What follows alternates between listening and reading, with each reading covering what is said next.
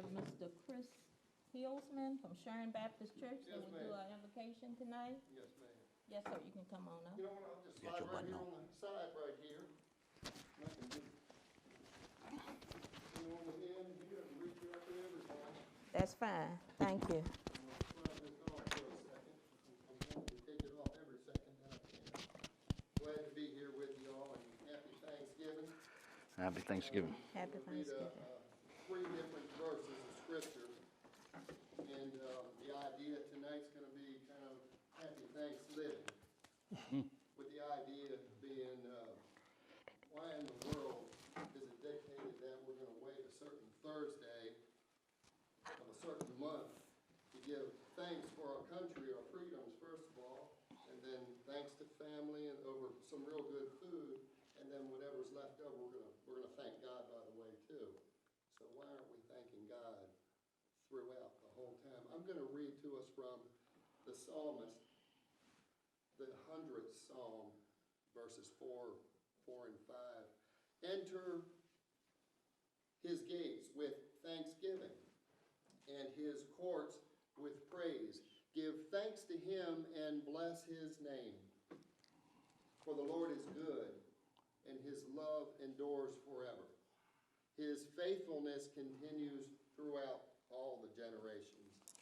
So the question again, thanksgiving versus thanks-living, when we consider God's blessings, of which we can't begin to calculate.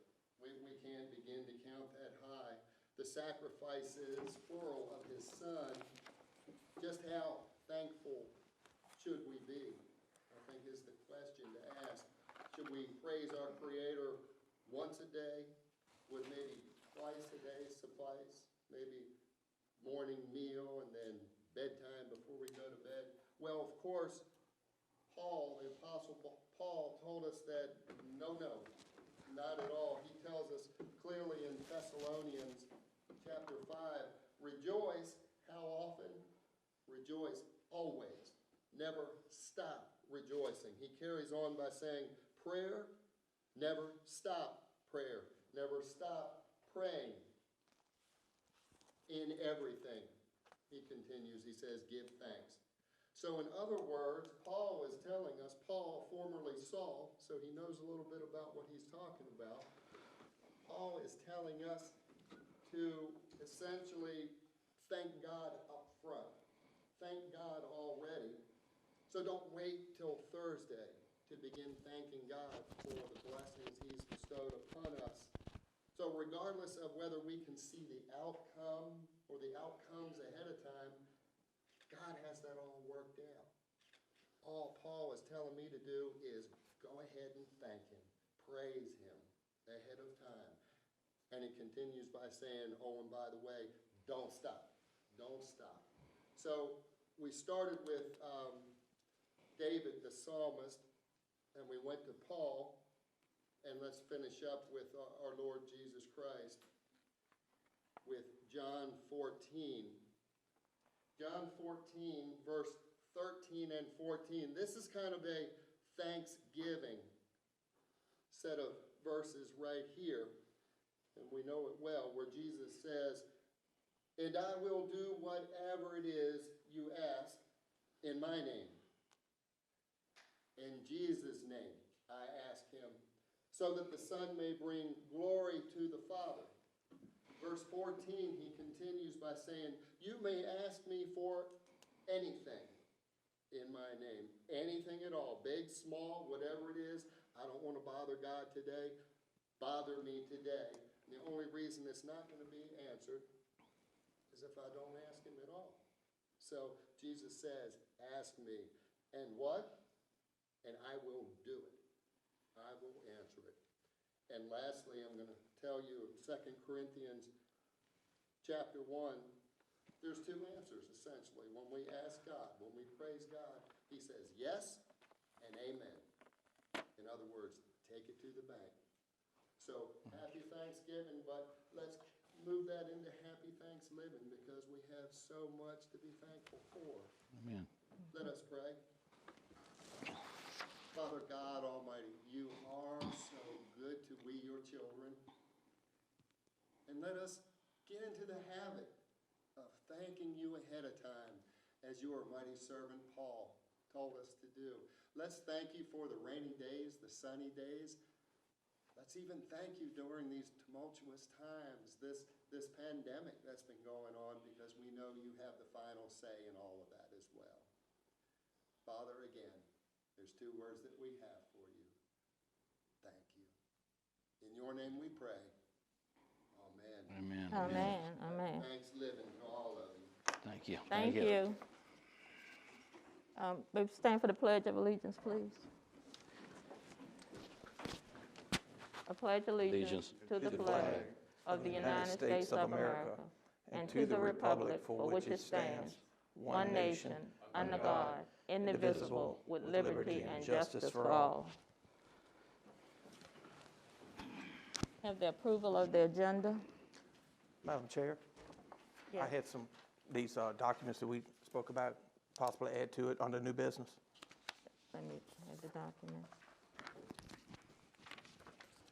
My email, apparently something's going on with my email. They were going to look into that.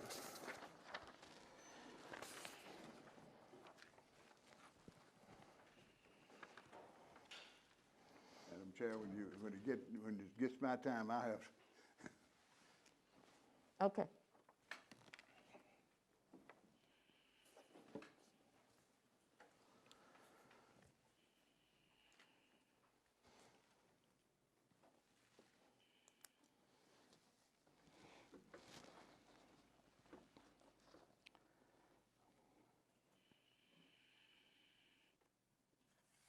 And you're asking all of this to be discussed in closed session?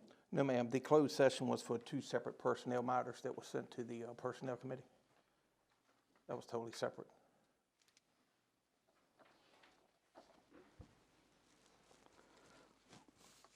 And I believe we have the templates here for the administrator office, printed off the templates for everybody for the adoption of that. Some of these things don't need to be discussed in a closed session. Well, no, it's We not, need- it's we- not, it's we- just We one. need to have a work session on some of these. Right, but we didn't have work session this month or next month.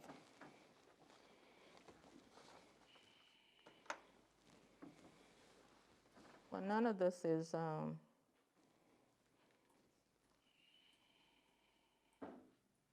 pressing that I see that we have to do it all tonight. We Well- have a full agenda already for tonight.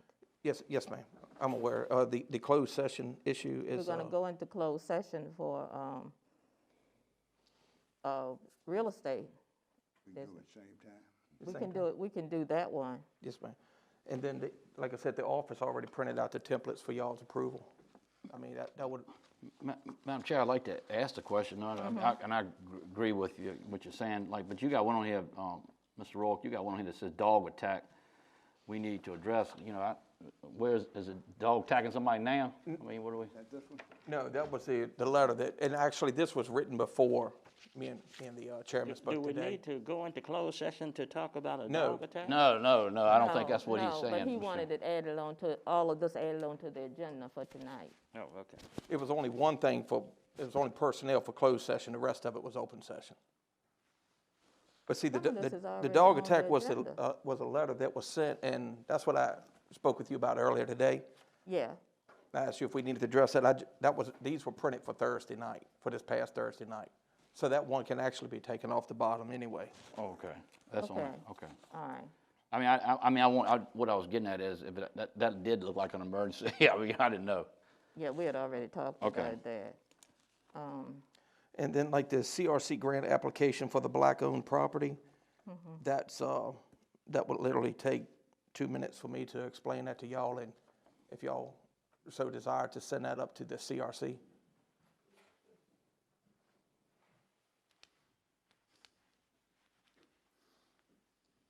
Procurement is already in that procedure.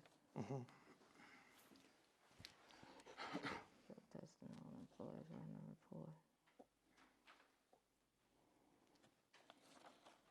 Like I said, the testing for the county. Why don't I just go down the list, John, and then everybody will hear what's on the list. If it's a question about it, then you can just, someone can ask a question about it. Yeah, that's fair. Since it's, you know, it's quite a bit on here. Yes, ma'am. Thank you. All right, so we'll do that in a minute, but let's, approval of the minutes, Madam Chair, I move that we receive and adopt the minutes. okay. Second, I guess, okay, all in favor? Aye. Okay, I know, Mr. Roy, go ahead. all right. Cause I'm sitting up here looking like a bear with all this stuff on, y'all wonder why.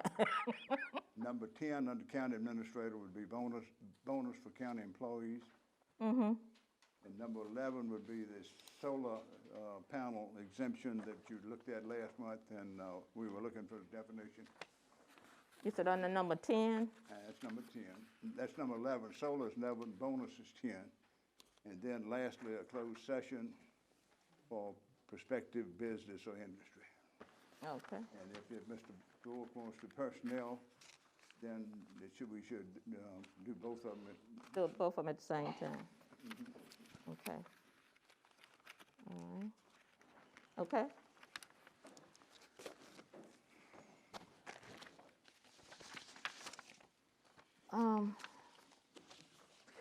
Guess I can take this off. I thought we were gonna, did everybody see the new ambulance outside? I did. Beautiful. I didn't go around. Did you see the new ambulance? I thought we were going out there to see that. I couldn't hear you. He's Yeah. waiting for us. The new ambulance, I thought we were going out there to see Yeah, that. the ambulance is out there. We need That's to why I still got my coat on. Okay, yeah, I like it, yeah. I did see I'm that, but not I didn't, I'm not freezing, I'm sitting here about to burn up. okay. So are we going out there to see that? Anybody wants to. Yeah, some Yeah, of 'cause we- some of you have seen EB it. is waiting on us. Yes, he's waiting for us to come out. You can't leave a good man waiting. Let's go. Recess. Well, let's see what I... Let's recess for a few minutes and go out and look at the new squad. That the CARES money, purchased. Whew. I'm freezing, so I can deal with this head on. Come here. You need to take, who you taking pictures for? Correct. Yeah, you need to take a good picture of that ambulance.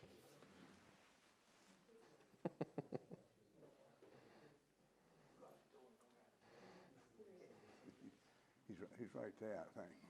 Yeah. Any of y'all citizens want to go out and see the new? And y'all want to go for a ride? Go play with the siren and lights?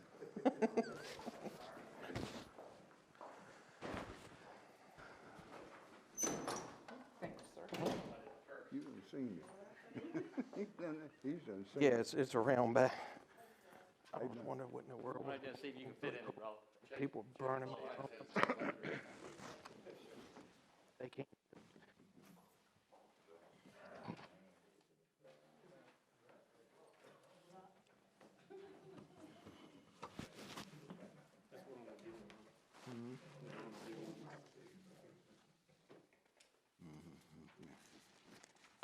All right, Bill.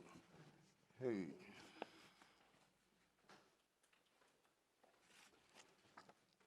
All right, the application's got to be on Monday. I'll do that on Wednesday. Huh? But I needed to come to you first. Yeah. Before Monday to take Well, it. let me finish. We're working a half a day tomorrow, and I've got to be down at a doctor Monday, so Okay, when you do it in the morning. do it in the Well, it's morning. online. You just do it online. Ain't nothing to it. It really is a very basic application. Do it in the morning, because I've got to go. I don't think you have to do anything.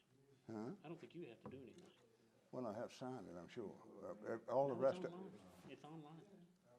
okay. You don't. They'll submit send, paperwork. okay. It's all online. But if I need to sign something, I'll get it for you tomorrow. I'll wait. See, I'm going to see about this Who can sign in your stead? pensioner. Yeah. Why? Oh, it's about to kill me. I got to do In something. your back? It's a disc in the back, ruptured disc, and bulging is what you call it, and then it's pressing the nerve. Oh, in the back. Oh, so that's the back when you're. Yeah, that's right. You're exactly right.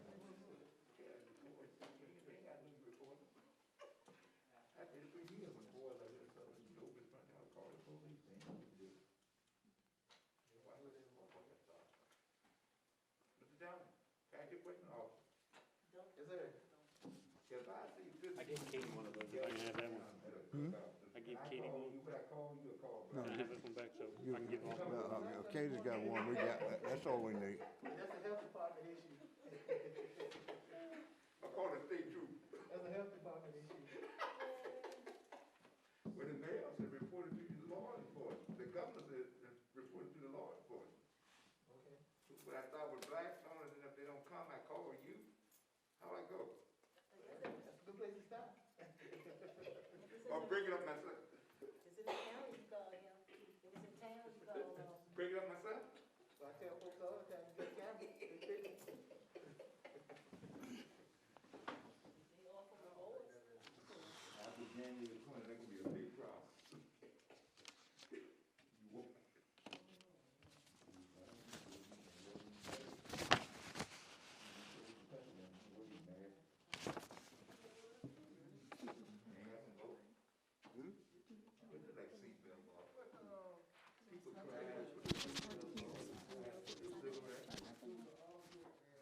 Mine's on now.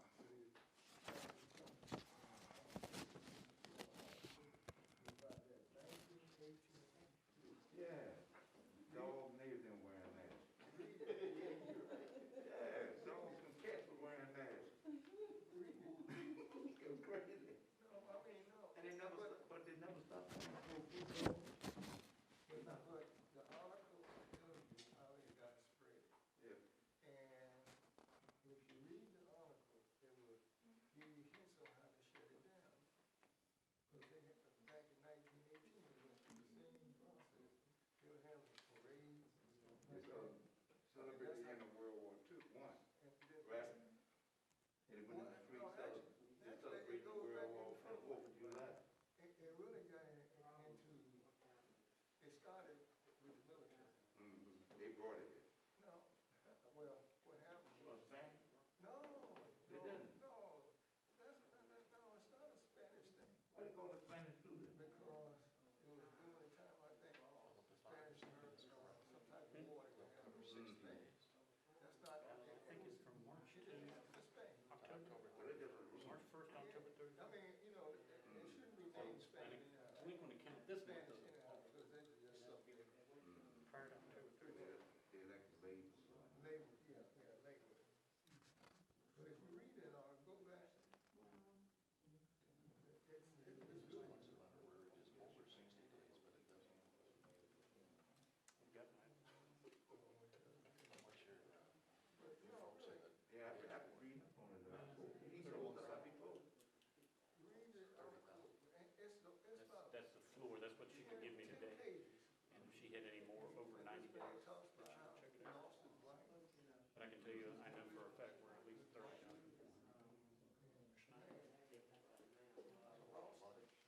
And that's just for the accounts that are eligible. To be honest with you, we found, we wanted to get into doing that. Very good at that. But read that article. Chase, so we have an employee almost wholly dedicated I went and collect.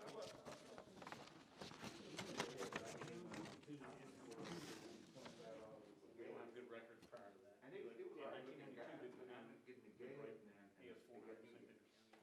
I think they found that. So I was in a race with me, this is how they got, construction workers from Pickett. Yeah, we're They breaking get out into of it. the We're fire, going back, nobody got mad. 20 years. They done cramped up the line, I got The attachment pieces I are stood there state. 6 feet and the girl said, you know, yeah, but I can't come through here right now. 400 of them a year, 500 of them And I a looked year. at him And we did get 20 hits back where somebody's getting a. Come on, man. State. What? Where? We're slowly chipping away at it. We're not as bad. And we're trying to determine who is. You don't know what I mean? Who is dead. We have membership in certain websites. You know what I mean? Programs that can tell the people. Obviously collecting those. 425. Not today, not the last few days. It's been tough around. It's been tough around. It's been tough on people in my neighborhood for the last 3 days. Since they have. Well, I've been getting my hands on tough. The county. I done threw coal out the house twice, threw a little baby brother out this morning and told the other.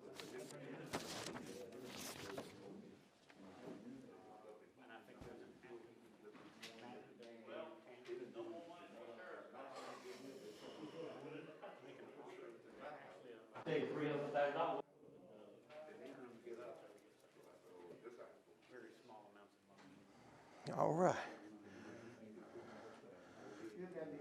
Council said no, and there was never a counter. There's a party at Hardee's now. What you think? Nice. Advanced life support. $263,000, yeah. That's nice. Oh, yeah.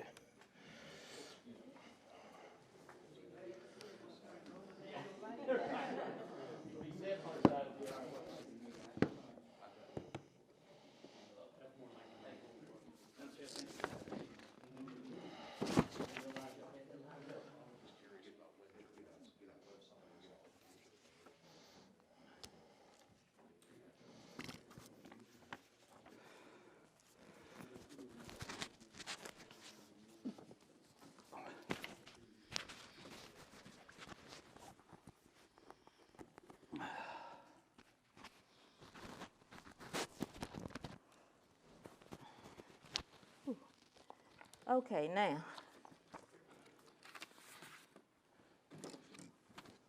We had an opportunity to look at the new squad that was purchased with some of the CARES money, and it's very nice. Mr. E.B. Fisher is out there, and we appreciate that, him bringing it so that we could see it. All right.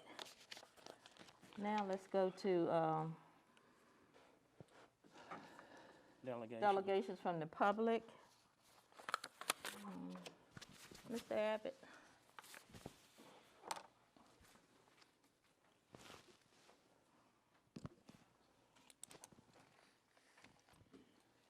Madam Chair, members of the board, Good evening. Hayden.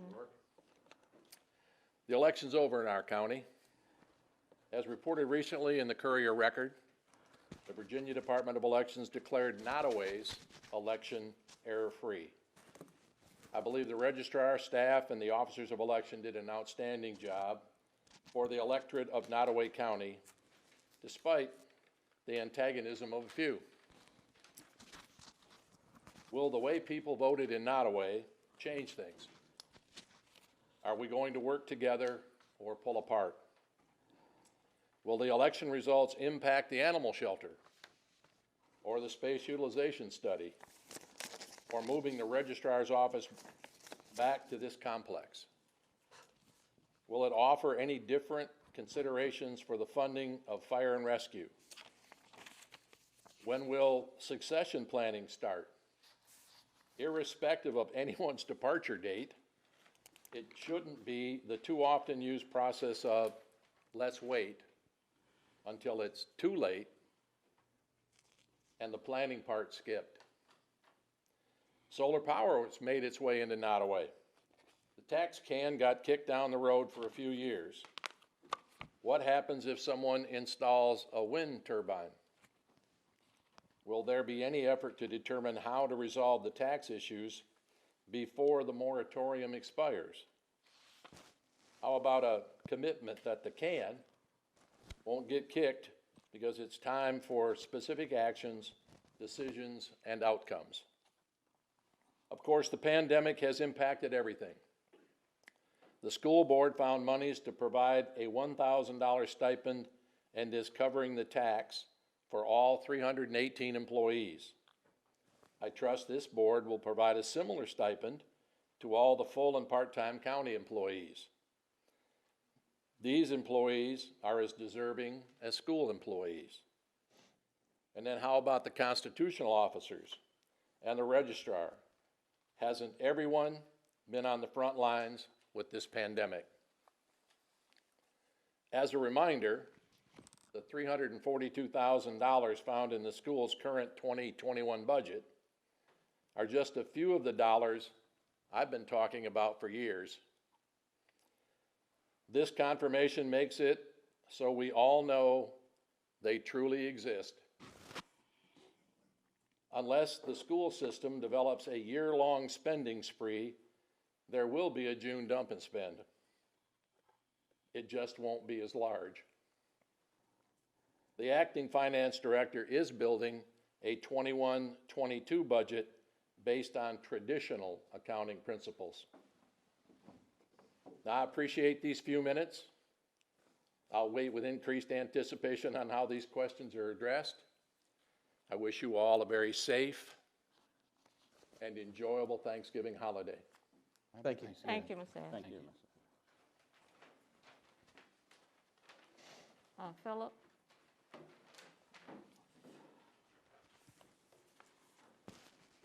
I will attempt to be as eloquent as Mr. Abbott, but I probably will not be able to get there. But I do have a handout I provided Katie with me, and I come on behalf of the town of Blackstone. And as you may or may not know, the governor recently executed a budget bill, and I think within the past week or so. Included in that budget bill would be Thank you. the restriction that utilities in the state of Virginia are not allowed to cut off utilities for 60 days after the governor's declaration of emergency expires. So it's open-ended. It's problematic for the town, obviously, financially. It can be a little problem, but it is law, and that is what we do have to do. However, the governor's budget did include, and I think there was some back and forth about the amount and how much would be dedicated to state corporation commission governed utilities, which we are not. Municipals are not governed by the State Corporation Commission, whereas Dominion Power and APCO and the cooperatives are regulated by the State Corporation Commission. In order for us to make available to the residents of Blackstone or the customers of the Blackstone utility systems, residential customers will be able to apply for, through the town, will be able to apply for utility relief for delinquent accounts associated with the COVID-19 pandemic that were due between the months of March 1st to October 31st. If you look at the bullet points on the front, or on the cover sheet that I prepared, they are eligible for relief. The town must submit an online application by the 30th of November, which we will do. It's a very, very simple application, but one of the things that is required is why we're here today is that DHCD also specifies that each municipal utility must seek approval from the Chief Administrative Officer of their partner county, and which is Mr. Rourke and thus the Board of Supervisors. It is a customer grant program. It's not provided directly to the town. It will be made on behalf of individual accounts or individual customers. They must submit an application, make a attestation related to the economic impact that COVID-19 has had on them to be eligible for forgiveness. Once the town is approved after the submission of delinquent balances, there's another memo released with more details on the next steps. And we did receive some things today that I haven't digested, but I can make available to Mr. Rourke. And DHCD will follow up with this post-award certification application to collect a joint certification from the partner county and executive director, and that's when you're going to have to sign on behalf of the county. I think one of the things that you may be familiar with is acting as a fiscal agent for certain state agencies. I think that's kind of common practice. I don't know how many Nottoway does, or if Nottoway is the fiscal agent for any, but Amelia County was as when I was there. I'll read to you from this memorandum, the last paragraph, just for informational purposes. Given the tight timeline for utilization of the funds, and to ensure each utility directly receives these funds in an expedited manner, each municipal utility system awarded funds will need to partner with a county or city to act as the fiscal agent. So the monies would actually come to the county, and in turn the county would release them to the town. Okay. I assume the roles and duties of being a fiscal agent are described in the state code, but it's not uncommon for counties to do that already. All right. In fact, Crossroads, and I've been out of the county business for a while, but Regional jail. Regional jail. Detention. COVID money is a little bit different, though. I believe the rest I was seeing, and I believe that's what this is. Well, this is not CARES Act money. This is different. This is $100 million that the governor set aside in the budget for utility bill relief. So it's not CARES. It is not CARES money. This is directly from the state coffers. Okay, so it's a little different. Very good. All right. And what I'm asking you tonight, if you would, to authorize Ronnie to execute documents on behalf of the county as needed by the Department of Housing and Community Development, which is administering this on behalf of the state, and to designate Nottoway County as Blackstone's fiscal agent for this process. Thank you. All right, thank you. All right, y'all want to take care of that now? Yes, ma'am. I'd be willing to make that motion. Just so, if we could, and I'm okay with it, but I want this as a point of procedure. This probably should have been a presentation, because, I just want to make sure the public knows that, somebody else gets up here and talks for 5 minutes, and then we tell them to be quiet, and then we're up here voting on something. You with me? So I'm just going to clarify that, so before we move forward. This probably should have been a presentation, nothing, just a point We're of. on short notice, and that's Yeah, that's right. literally why. John, I was gonna yield to Lynn on this because Lynn and I represent Blackstone. Lynn, will you? Do you know whether, as fiscal agent, will all of the monies come through in the form of one grant to the county and they disperse to the town, or does the county have to disperse? If I read through, and I can't tell you I've read everything, or the state has provided everything. I don't think it will be a one-time payment. I think there'll be multiple payments, but each individual customer is only allowed to apply one time. That I do know. Okay, I can't tell you it's going to be a $32,000 payment one time. It may very well be larger payments, but it's not going to be payments made to individuals. The payments will be made to the town, so that will reduce the overall number of checks going out and checks and balances. Okay. That does make me feel a little comfortable, because if we go and partner with somebody, if somebody makes a boo-boo, who's responsible for? Yes. Right, that's the thing, yeah. That's the This is thing. like when somebody says partner with, I was gonna make sure it's, It's an I didn't equal want checks partnership. going out as much as the town folks, it's different. I believe that we're going to be writing the checks, correct? If we're fiscal agent, we write the checks or we sign the checks. To the town of Blackstone. To the town of Blackstone. You won't be paying them to the individual residents or the individual customers. I guess the We do a question lump is, sum to it? I don't think we can do a lump sum. I can't promise you y'all it'll just good be with one this? check, because I just Y'all don't know good the with answer to this, the that. We'll reduce it administrative as few checks as possible, or payments as possible, but I can't tell you it's definitively gonna be just one check or one payment. I just asked if, as far as the administrative side of this, if they were good with this, and they've indicated that they are. So I'd be willing to make a motion that the county act as And I'll fiscal second that agent. motion. All in favor? I still just, sorry, but, You know, all right, let me just clarify here, y'all. Can Crew and Burkeville come for the same thing? Okay. All right. I mean, it's not nothing to do with population, like if your No, town but I do 3,000 and think more, Crew and Burkeville need to have this done by Monday, Yep. so the nobody's 30th of come out, November. nobody's come out the gate and asked that. person. Darn, man. So, Nope. I don't know if they've investigated. I tried to call Brian a couple times today and just see if he was coming tonight, but I haven't heard anything. But this does apply specifically to residential customers. This is not for the prison or for Right, Pickett yeah, or I any get of it. those kinds of things.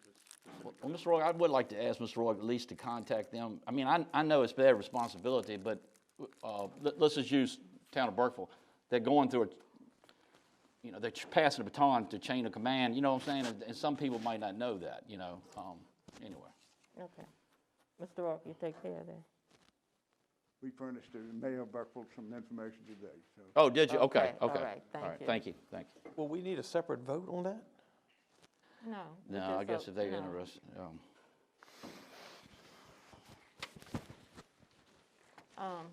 Okay. Mr. Clark, William Clark?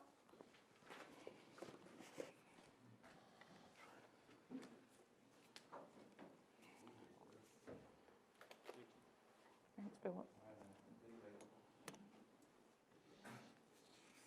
Good evening. Good Evening. evening. I know you're tired of hearing from me, but I'm back. And I came up with one, I was just thinking or wondering, is there any way when y'all in your work session that you could rethink putting this vote toward the people concerning the statute? And the reason I said that because I worked the poll on election day, and me and Mr. Hawks was there, and a little young guy about 7 years old came with his grandmama. And so I gave him a little small talk. I said, you know who you gonna vote for? And she said, he know it all. I said, what you mean? She said, he be up for he watched all the debates. He was up at 6 o'clock because he heard we said we had to vote at 7. And I said, Lord, Now, imagine now, getting to the statue, if that had been a, not saying a white supremacist, or a person thinking the wrong way, and listen to the parents making the statue to be, I don't want to say something evil, but getting the wrong reaction to the statue out here. And that's why I actually need to go back to you all, because a lot of people all their life have raised up thinking that's the bomb. Some of them raised up thinking they're better than blacks. You know, I'm just being honest with you. And we got to stop the pattern of hate. And one way of stopping the pattern of hate is take that thing down gracefully. I ain't say tear it down, rip it or hang it or nothing, but we need to take it down.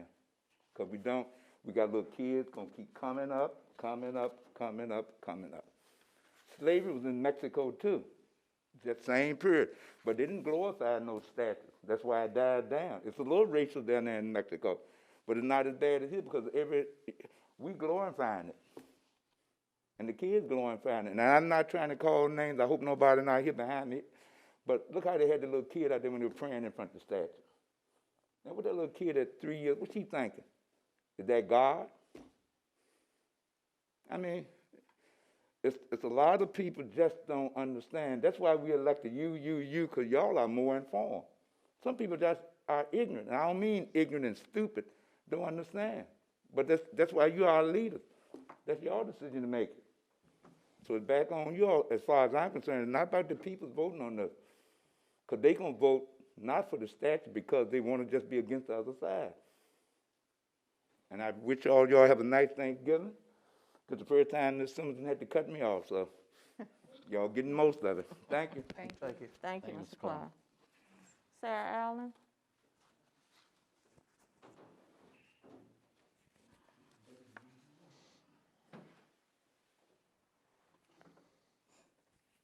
Good evening, Madam Chairman, members of the board. Good evening. I come to you again to talk about the statue. Not used to this mic, it's weird. When I first started this in June, I didn't think it was gonna get this far. And I appreciate everybody that listened to me talk. But I really didn't think it was gonna get this far. And because of this, I've grown up in Ottawa. I grew up in Ottawa all my life. I have never spoken to so many white people in my life.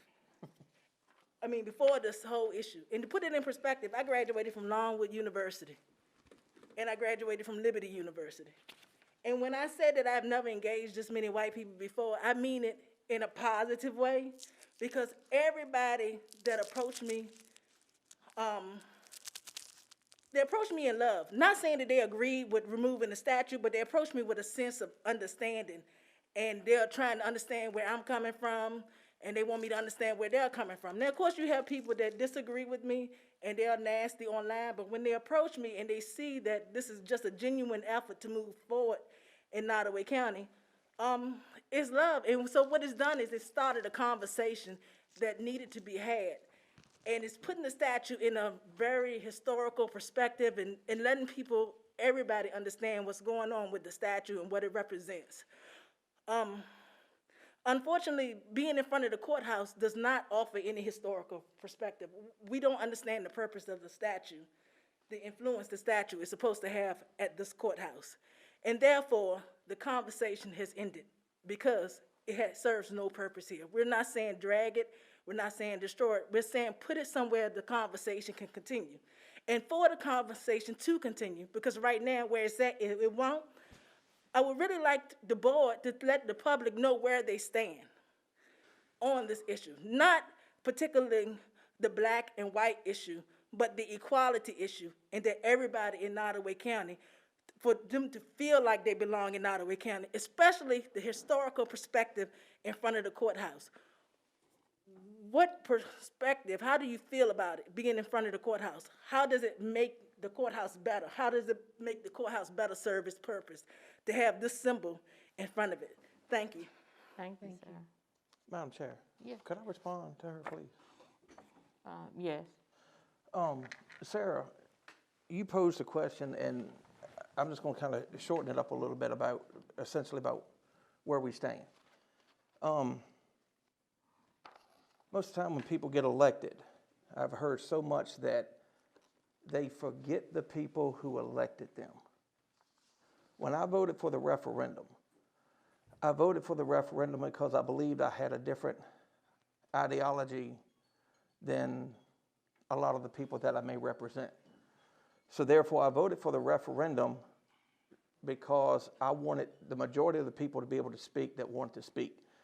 Me personally, I think the statue should be moved. I think it, when I look at where it sits now for 120 some years, I ask people this question. I still knock door to door as if I was campaigning and talk to people. And for 120 some years, nothing else has been placed to join with that statue. No other wars, no other veterans and everything. So I posed the question to the citizens. I asked, is that the right place? And there's no real conflict in the answer to that question, because if it was the right place, why haven't we added to it? The second question I posed to the citizens is simply this. If we look at, and none of you that have come up here and requested it have been vile towards the families or vilified the soldiers or anybody like that, and I commend you for that. I mean, it shows where your heart and your minds really are, and that doesn't get lost in the transition. So, however, there may be somewhere that want to come over here and do damage to it. So I think on the second end of this, by moving this statue, I believe we would possibly be saving it from potential damage as well. And I would like to touch on two people that I talked to in District 2. And I won't give their names, it's two separate households. One lady was 80-something years old, and one gentleman was 90-something years old. And when I think about this, and I say, who does it hurt to move the statue? Who does it hurt? Now, let's just be honest with it. Who is emotionally or physically truly hurt? And I just don't see it. I just don't see it. You know, maybe somebody with a family member feel, but we're not throwing it away. We're just possibly moving it a few hundred yards in a more suitable position for it. But when I talked to these two citizens, the female was 80 years old and the gentleman was over 90 years old, and they were both black. And the first thing that they said to me was, John, we say leave it simply because we don't want to create an issue. And the first thing that jumps out of my mind is their God-given right to be able to speak their voice, and they feel like if they spoke their opinion, they would be criticized or judged. And that didn't sit well with me. And then the other things I saw in their eyes as they talked about how their life during Jim Crow and all that went on was the hurt in their eyes. So to me, I've come to the conclusion that to leave it there hurts, but to move it, I don't see where it hurts. So my personal opinion, and I did say, and I'm on record, that I would, if this goes to a referendum, that I would support what the people that elected me want. And I think you can't have it both ways. Either you represent the people that elected you, or you're serving your own agenda. So that is my personal opinion. I feel like it should be moved. Yes, Mr. Clark. I just want to say one statement.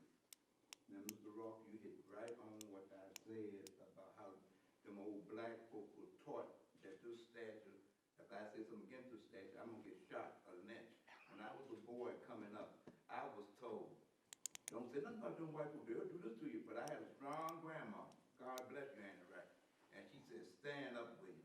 And I just being honest, I'm sorry to step out on them, but them people they're afraid. Mm-hmm.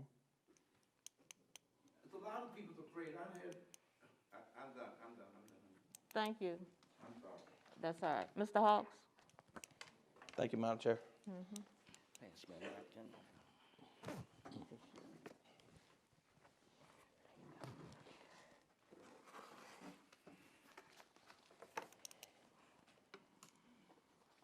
Good evening, Good evening. Madam Chairperson Ms. Simmons and other members of the Nottoway Board of Supervisors, Mr. Rourke as well. I am here tonight to let you know that many citizens of our community would like for this board to issue a mandate to cover the Confederate statue. located in front of the Nottoway Courthouse, and to remove the image of the Confederate statue from your website. We would like for this board to do this as quickly as possible. Thank you. Thank you, Mr. Hawes. Another from a citizen was to cover the statue at this point and to remove the cover when someone wants to take photos around the statue. And like Mr. Hawks said, the webpage statue removed, but that was voted down last time about doing the webpage over, because we were going to do the webpage over. And also a flashing sign that VDOT may provide for the COVID to tell people to wash their hands and wear their masks and to put in the county. And Mr. Rourke is going to check on that aspect of it. Okay, and then I have 2 more letters here to read to the board. One is from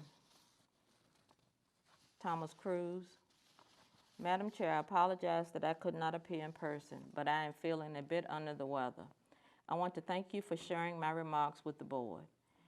These are a slight edited set of remarks that I was prepared to deliver last week before the meeting was rescheduled.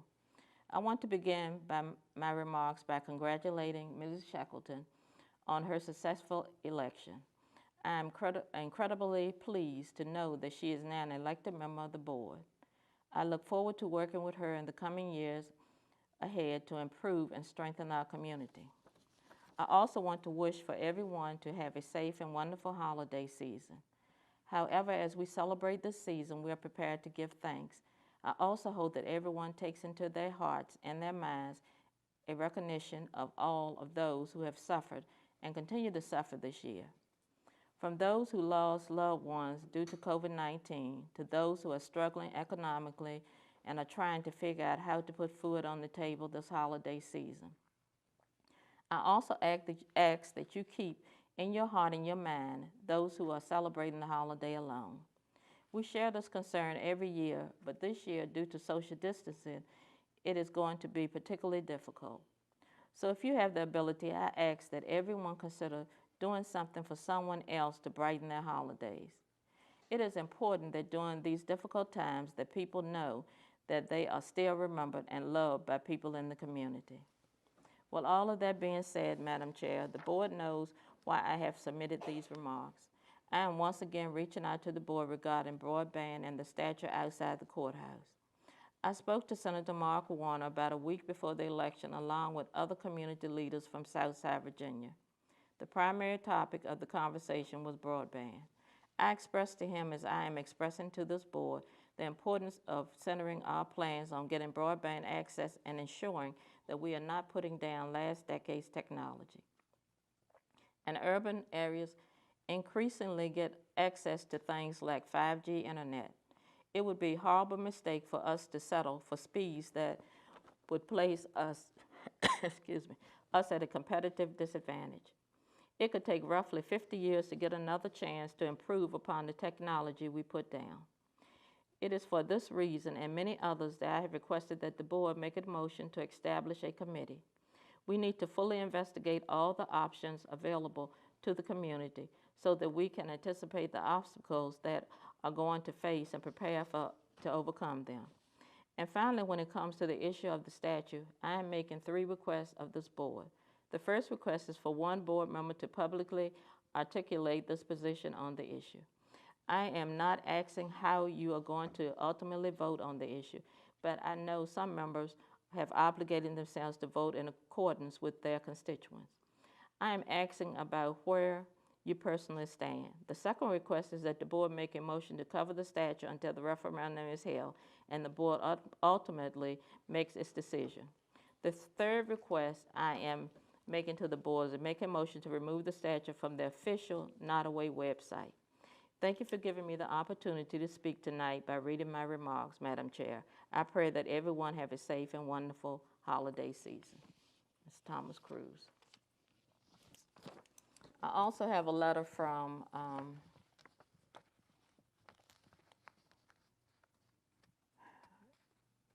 she was a member of the Luther H. Foster Alumni Association, and she wrote a letter to the Board of Supervisors. Dear members of the Office of the Board of Supervisors, I write to call to your attention a wrong that has festered in Nottoway County Public Schools for over 40 to 50 years, and seek your assistance in righting the wrong. In 1970, the Nottoway County School Board combined 2 all-white high schools with 1 all-black high school, Luther H. Foster High, into one entity. At the time of the consolidation, the combined school was to be known as Luther H. Foster High School, but in direct refutation of the announced name protocol, the name Luther H. Foster was never put on the building. To this day, the school building is named Nottoway Intermediate School instead. The reason for the refusal of the county authorities is obvious. Dr. Luther H. Foster, an outstanding community leader and former president of Virginia State University, was a black college president, and the racist attitudes of some of the county's residents has not permitted the board to do the right thing and place his name on the building. Of our alumni, Luther H. Foster Alumni Association over the years expressed displeasure with the refusal of the local school board authorities to properly name the building. Within the last month, my efforts have been joined by the Luther H. Foster Alumni Association and others who have petitioned the Nottoway County School Board to place the name of the school on the building. As recently as the school board meeting held on November 12, 2020, a resolution to place the name of the school on the building was voted down by a vote of 3-2 along racial lines.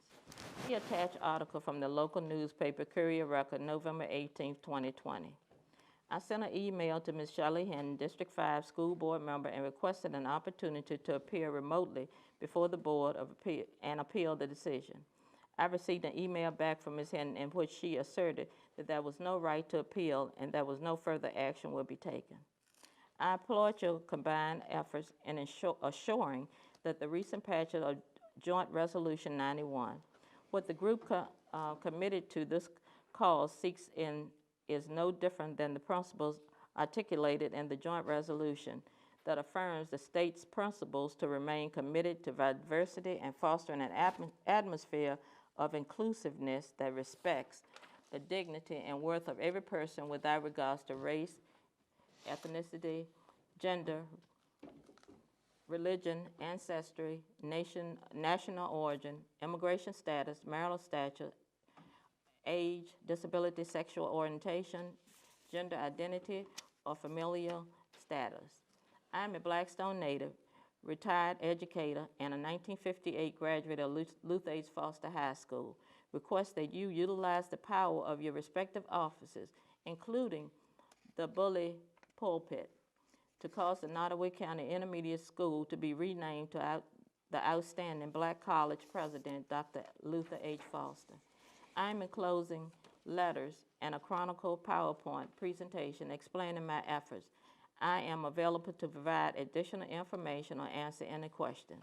Sincerely, Christine Davis Easterling, member of the Luther H. Foster Alumni Association, advocate for Luther H. Foster, Nottoway County taxpayer and property owner.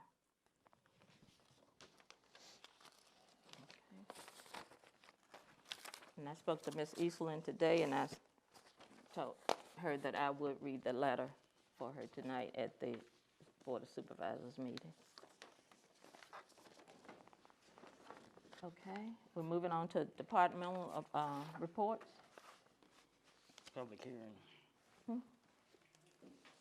Public. Oh, I'm sorry. Public hearing presentation, budget amendment. Yes. We've advertised the proposed amendment to the budget from the schools, and this is an amendment from several, money coming from several different locations, part of it CARES Act, and it's for $911,277.78. We've advertised it for a public hearing this evening. Okay. All right, so we have a public hearing and budget amendments for the schools, $911,277.78. And the public hearing is now open for anyone for Okay. Anyone against? Public hearing is closed. All right. Madam Yes. Madam Chair, I'll go ahead and make a motion that we approve the budget amendment for school for $911,277.78. Second. Second that motion. Okay, all in favor? Aye. Any opposed? Okay. The next one is special exception, James Sade Development Corporation. Yes, we've advertised this for a public hearing this evening. The Planning Commission had a public hearing on it last Tuesday. And this is a request from James Sayed to request to place a warehouse business on property located off of Lewiston Plank Road in the Toka District. The property is on general business and is listed to the County of Nottaway. The request is made pursuant to Section 2544 of the Nottaway County zoning ordinance. Use is permitted by special exception. This has been advertised as required. Okay, the public hearing is now open for the special exception, James Sade Development Corporation. Is there anyone here to speak for? Is there anyone here to speak against? The public hearing is closed. Planning Commission just considered this, and I believe Mr. Bowen has that. Yeah, the Planning Commission had no exception to this request. So I make a motion that we approve the special session that James Sade Development Corporation is requesting. Second. All in favor? Aye. Any opposed? Thank you. Okay, now we go to departmental reports. Highway Department, you have your monthly report from the Highway Department. You have an email concerning a solar-powered stop sign that's going to be up at the 723 through 60. And they wanted you to know that's a temporary thing until they get that change done. In your package, you have a proposed resolution, and this is for rural rustic roads. And the board approved these roads to be built rural rustic, and didn't pass a resolution, authorized it, and the Highway Department wants that. And if you understand rural rustic, they rebuild the road within the ditches. They don't go out and widen it and that type thing. So it's being done quite frequently now, and for these rural roads, and they want to do all of these roads that way. Yeah, I think Mr. Roy, correct me if I'm wrong, but I think that we've kind of talked about these rural rustic roads. We just didn't pass the resolution. That's right. It was a, I don't know if Mr. Vaughn forgot or Ms. Shackleton forgot or something like that probably. So I go ahead and make a motion that we approve the rural rustic, that we had discussion for with the Highway Department. Second. Second. All in favor? Aye. Any opposed? All right, the ayes have it. Something came today, Ms. Simmons, and it was late this afternoon, as a matter of fact, and it's from Diana Bryant. And this is to advise you that when this road was constructed, and they're talking about road 611 is Piney Green Road. Right. It's constructed as rural rustic. It was posted as 35 miles an hour was required by the Code of Virginia. A subsequent speed study was performed, and it was recommended to raise the speed limit to 45 miles an hour and agreed upon by then Sheriff Larry Parrish. However, the 45-mile-per-hour signs did not get installed at the time, and it was just discovered this past week. This is to advise you that this road is now posted at 45 miles an hour from Route 607 to Route 625. For your information. Your information on your school board is in your package. We did not get anything from the Health Department. The Economic Development Committee will not meet. The landfill report and the leachate report, and they had sent me a document talking about leachate, and I thought that was good reading for somebody at night, and I put it in there. But as you can see, we hauled 564,000 gallons. And it cost us $2,343.36 to treat it. We'll take it to Blackstone Treatment Plant for treatment. That's a lot of water. And the leachate report, the monthly waste, we did 59.85 tons a day. And then that was gas monitoring report and a groundwater monitoring report in your packet. We have Fort Pickett Redevelopment Authority. Building 448 is a rented building. We have a tenant in it, and it's leaking pretty bad, and some windows need repairing, and that. I have written a invitation to bid and sent it out to put a roof on building 448, and then we'll go from there to see what else needs. But the RFP is out for, request for bid is out right now. All right, ready to go? Yes.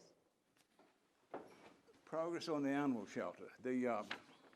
We reported that the board had met and interviewed the 6 responders to the RFQ, and had chosen number 1, and that we had talked to them. The number 1 person had number 1 company had said that they would have to do some more of the studies that were really phase 1, and so we asked him to clarify why he would that, and he said that he was going to use a lot of what was done in phase 1, but there were some things that he thought that he needed more information on. It won't going to cost any more to do that and to add that to you as you would to do phase 2. So he said that the study does not do an evaluation of the human population relative to the animal intake. And I'm going through these quickly. There are other things. The study does not clarify that the average length of stay of the animals, which is important when you're discussing the goals of the new shelter. He said it's a little unclear how many animal housing units were being proposed. Projected animal intake is being planned for but not discussed. Therefore, it's difficult to check back the average length of stay.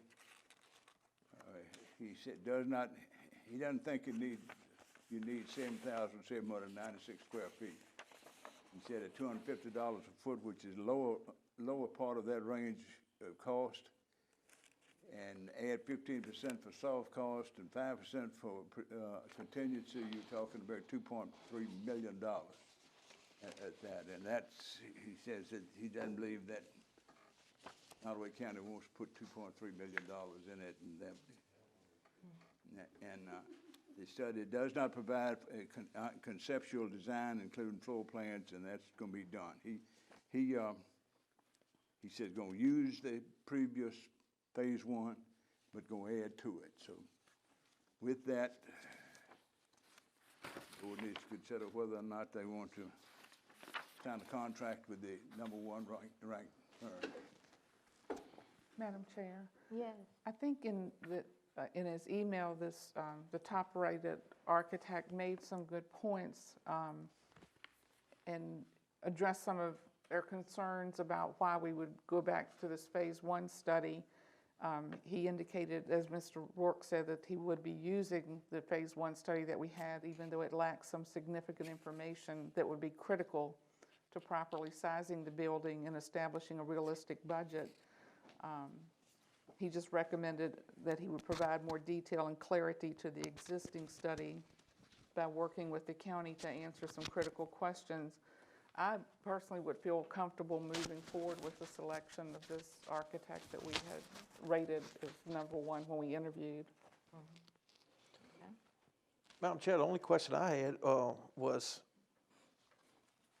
and I absolutely agree with this gentleman and this company as with the contract, but I don't know that we've had an actual discussion about the actual size. You know, when they go in and look at something, what are we looking at? I mean, just like me personally, obviously with the dimensions there, that's not doable. It's not that we don't care about the animals and stuff like that, it's just that type of cost is just, I don't see where that's doable, so. What he was saying was he didn't think that we didn't need No, that's what I'm saying, anything but like that. have we offered our thoughts on size? Like me personally, I'm thinking 3,000 to 3,500 square foot, that would be 300% bigger than where they're at now. And I think those discussions would be part of this process. Okay.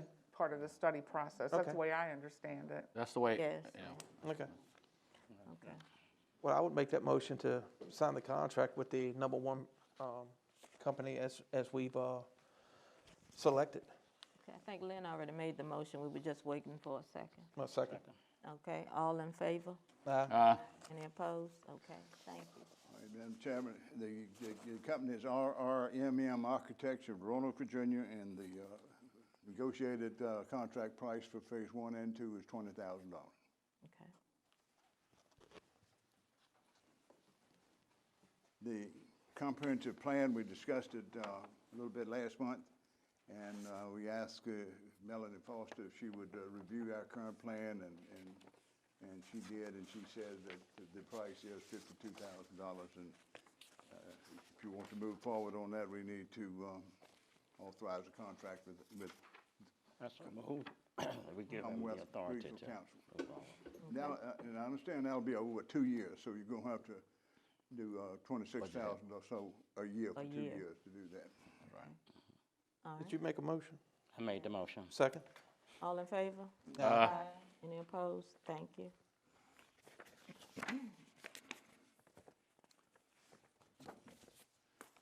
All right, we wrote up a request for bid to paint all of these buildings. The woodwork and on the brick buildings, the trim, everything, we wrote it up, and we got the building official and the technician to look at everything we've done, and anybody that painted anything here recent year, we sent them a quotation, a request for bid. We got one back, and that was for Bronson in Powhatan County, and they are the same firm that painted the Schwartz Tavern in Blackstone. And the bid was for $110,100. $110,100, completion date, time 8 to 10 weeks.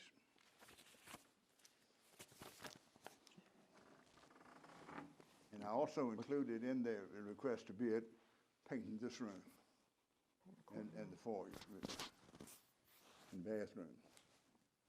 Mr. Rourke, you had that on the that's on the G3. I don't have a G3 on my. Oh, I didn't send anything with it. It's just on the agenda. Oh, okay, okay. No, it was no paperwork with it. Okay. What y'all think? And where did we send that invitation to bid to? Who do we send it to? Yeah, where did we send it to? Did we make phone calls or did we advertise Oh, it? no, it was a written request for bid. Everybody, and got the building official to give us names of company, and he and Susan put it together. Whoever had painted here, one person came and looked at it and said it was too big, a job. And All right, well, Madam Chair, I'd put a motion on the floor to not accept this bid and to put it back out to bid.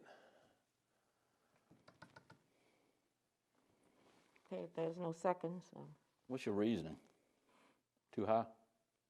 Too high, and I, with this time of the year, I think that may be also forcing some people maybe not to want to look into this. And I mean, I think we ought to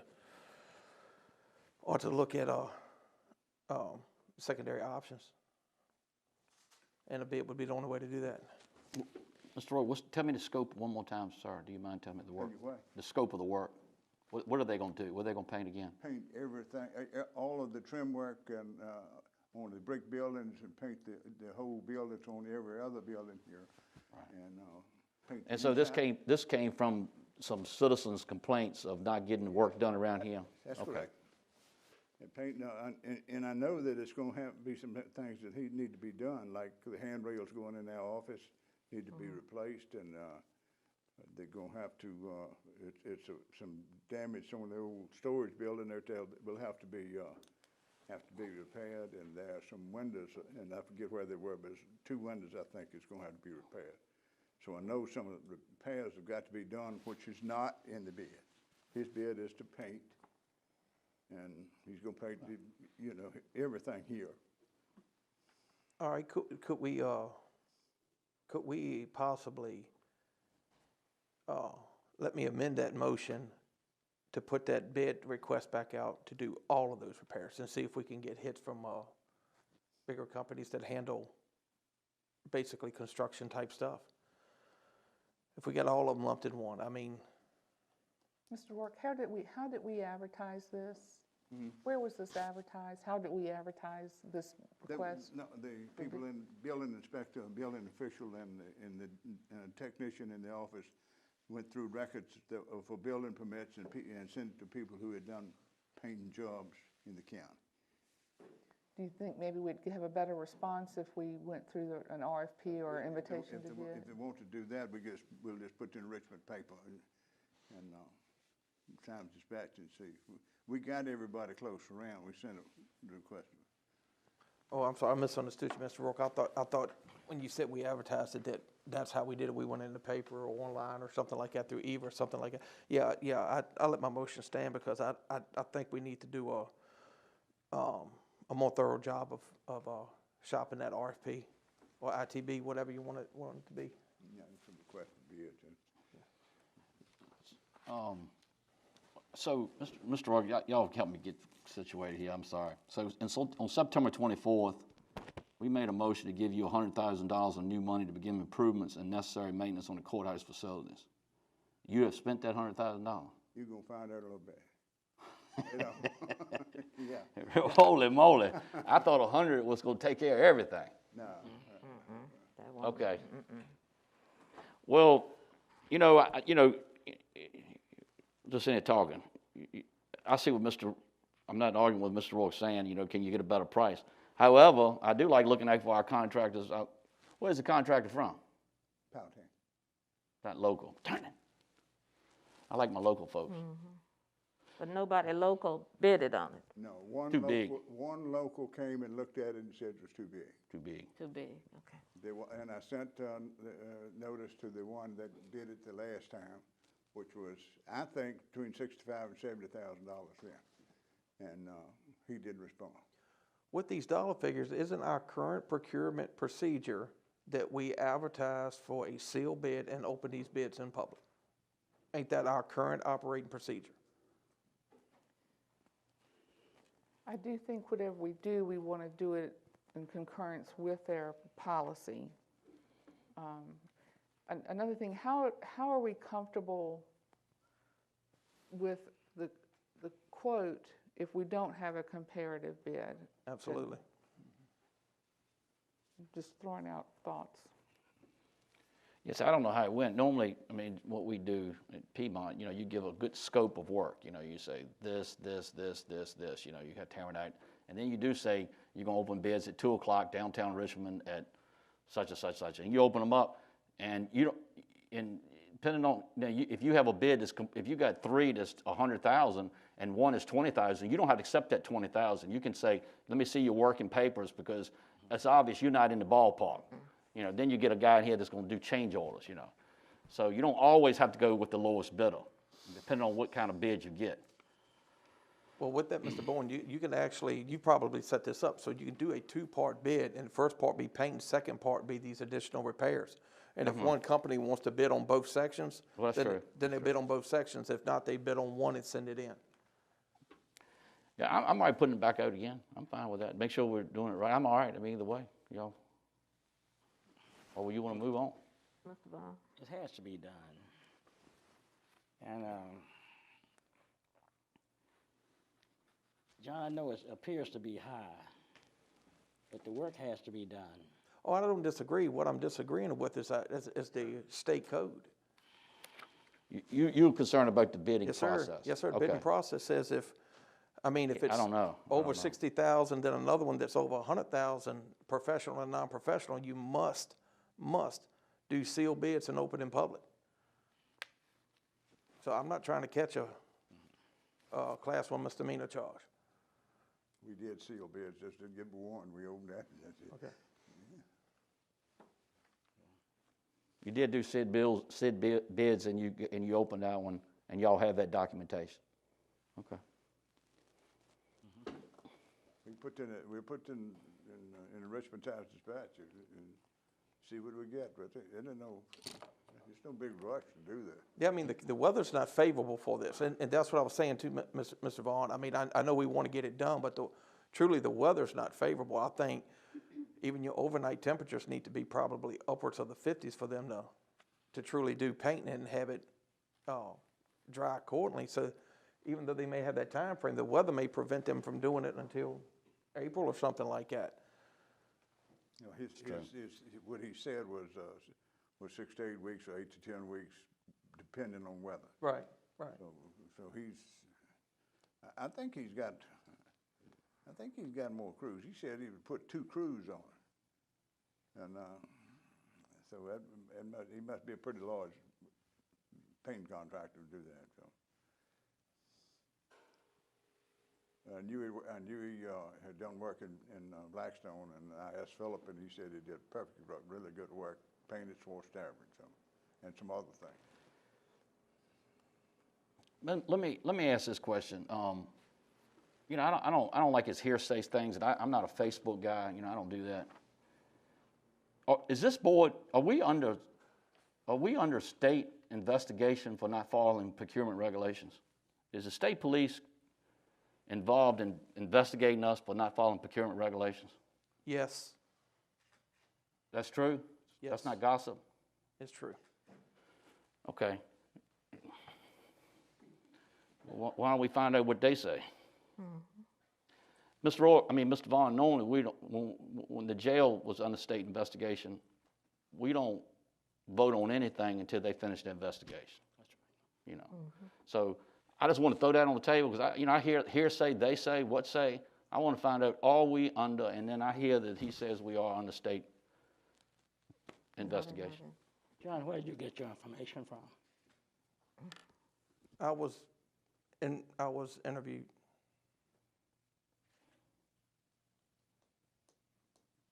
Okay. Table it.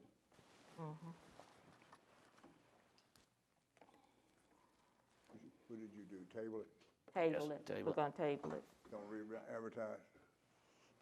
Yeah, We can re-advertise. yeah, yes. re-advertise In and the Richmond Times Dispatch, yes.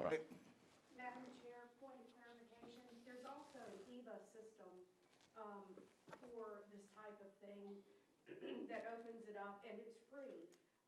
It's EVA, and it's part of the procurement for the state. And I believe that in addition to Richmond Times Dispatch, that is a good resource for us to get this out, to get a broader response to the bid. Okay, thank you. All right. All right, we have the report on the fire marshal repairs in the Commonwealth Attorney's Office, and Mr. Process. You already got it. I do not have a copy of it here, but you've got the chart that they did. It's a handout today.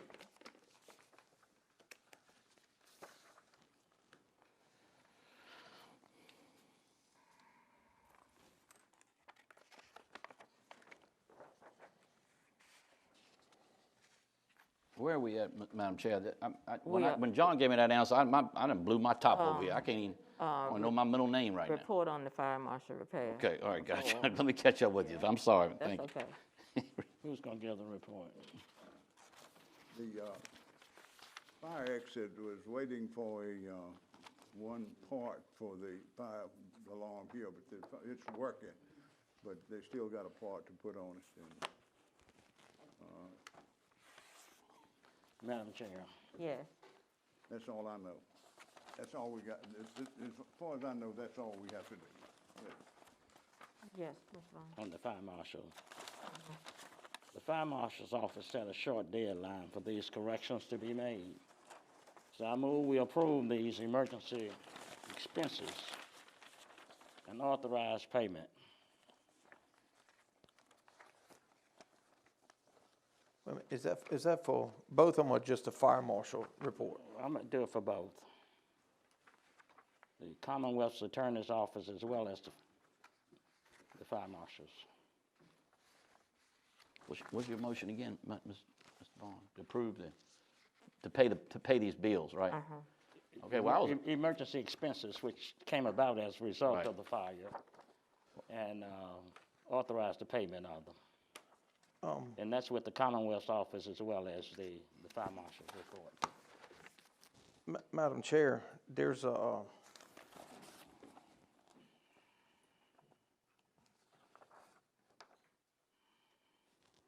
question about the procurement for the work that was performed in the Commonwealth's Attorney's Office. I cannot vote to approve that. but they've done the work, we owe them money. Yeah. Is that right? Yeah, These folks have done the work, we owe them money. right.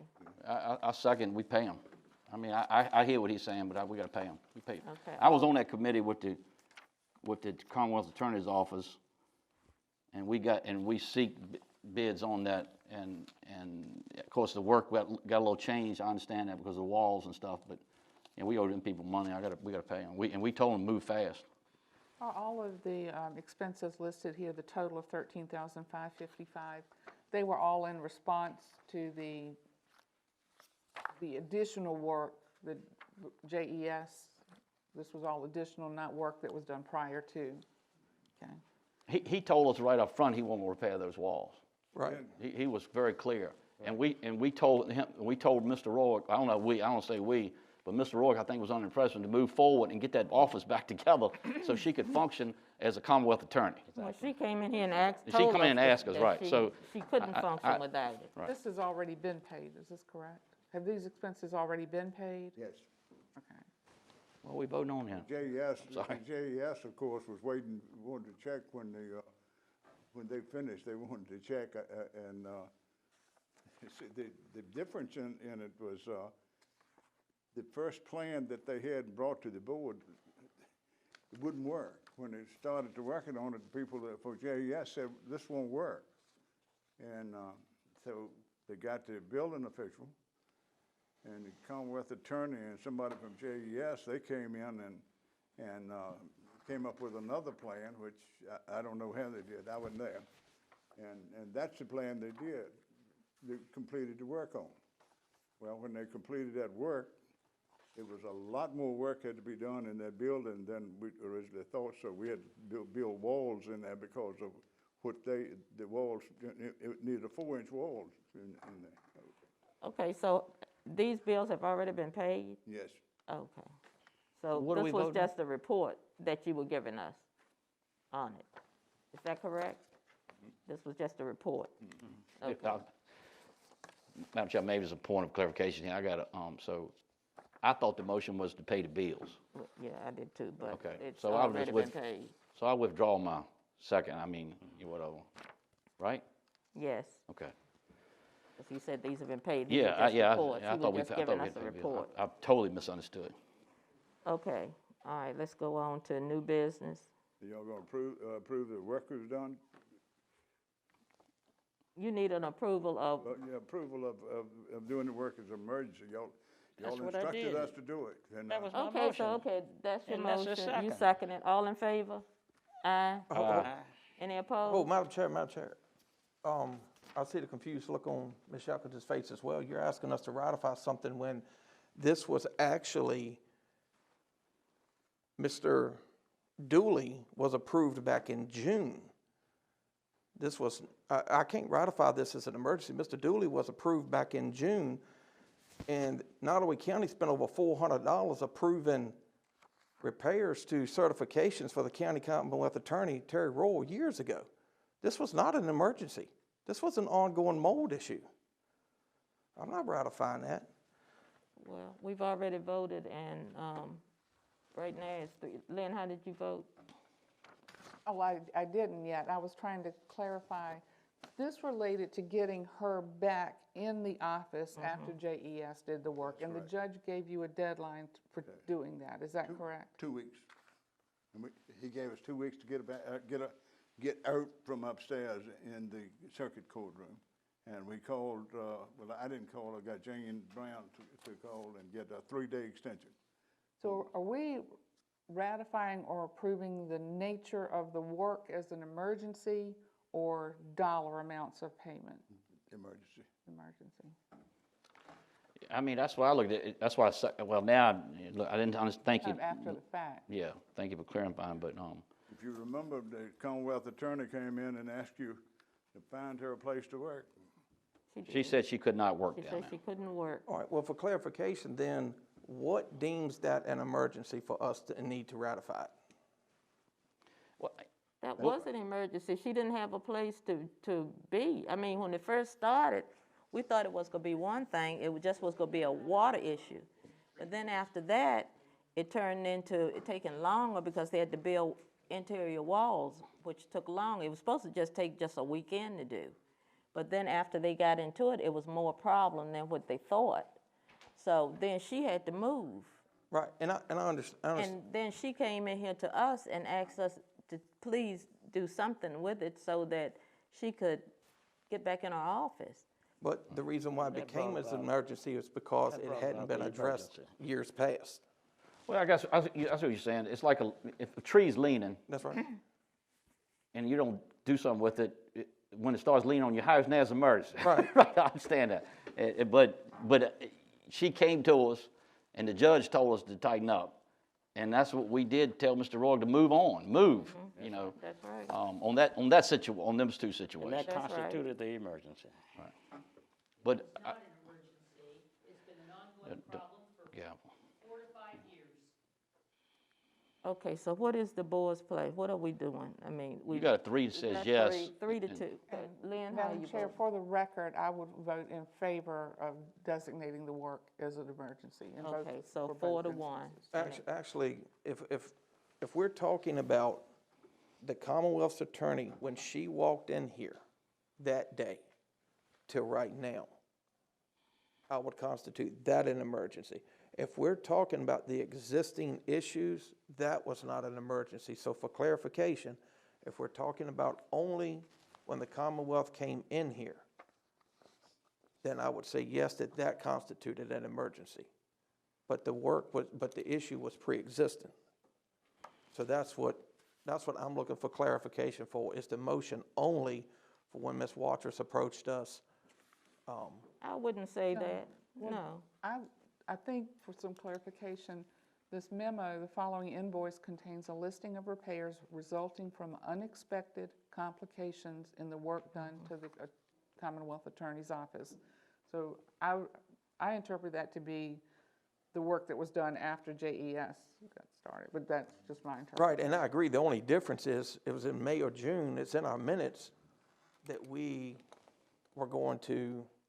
had selected Mr. Dooley. So if we selected him in May or June, how could it be an emergency now? If it was an emergency, we should have addressed it back in May or June.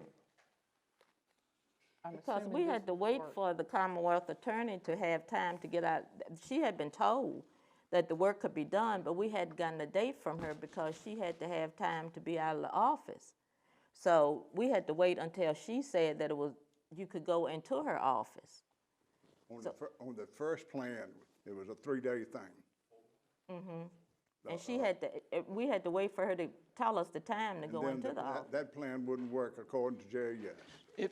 If John, if you're looking at it the same way, if you're looking at it that way, the other thing would be the same thing. If the fire alarm was messed up for 3 years, but when we found out about it, we said it was an emergency. That's right. Right, so, but 3 years ago, it wasn't an emergency, you know, so Right.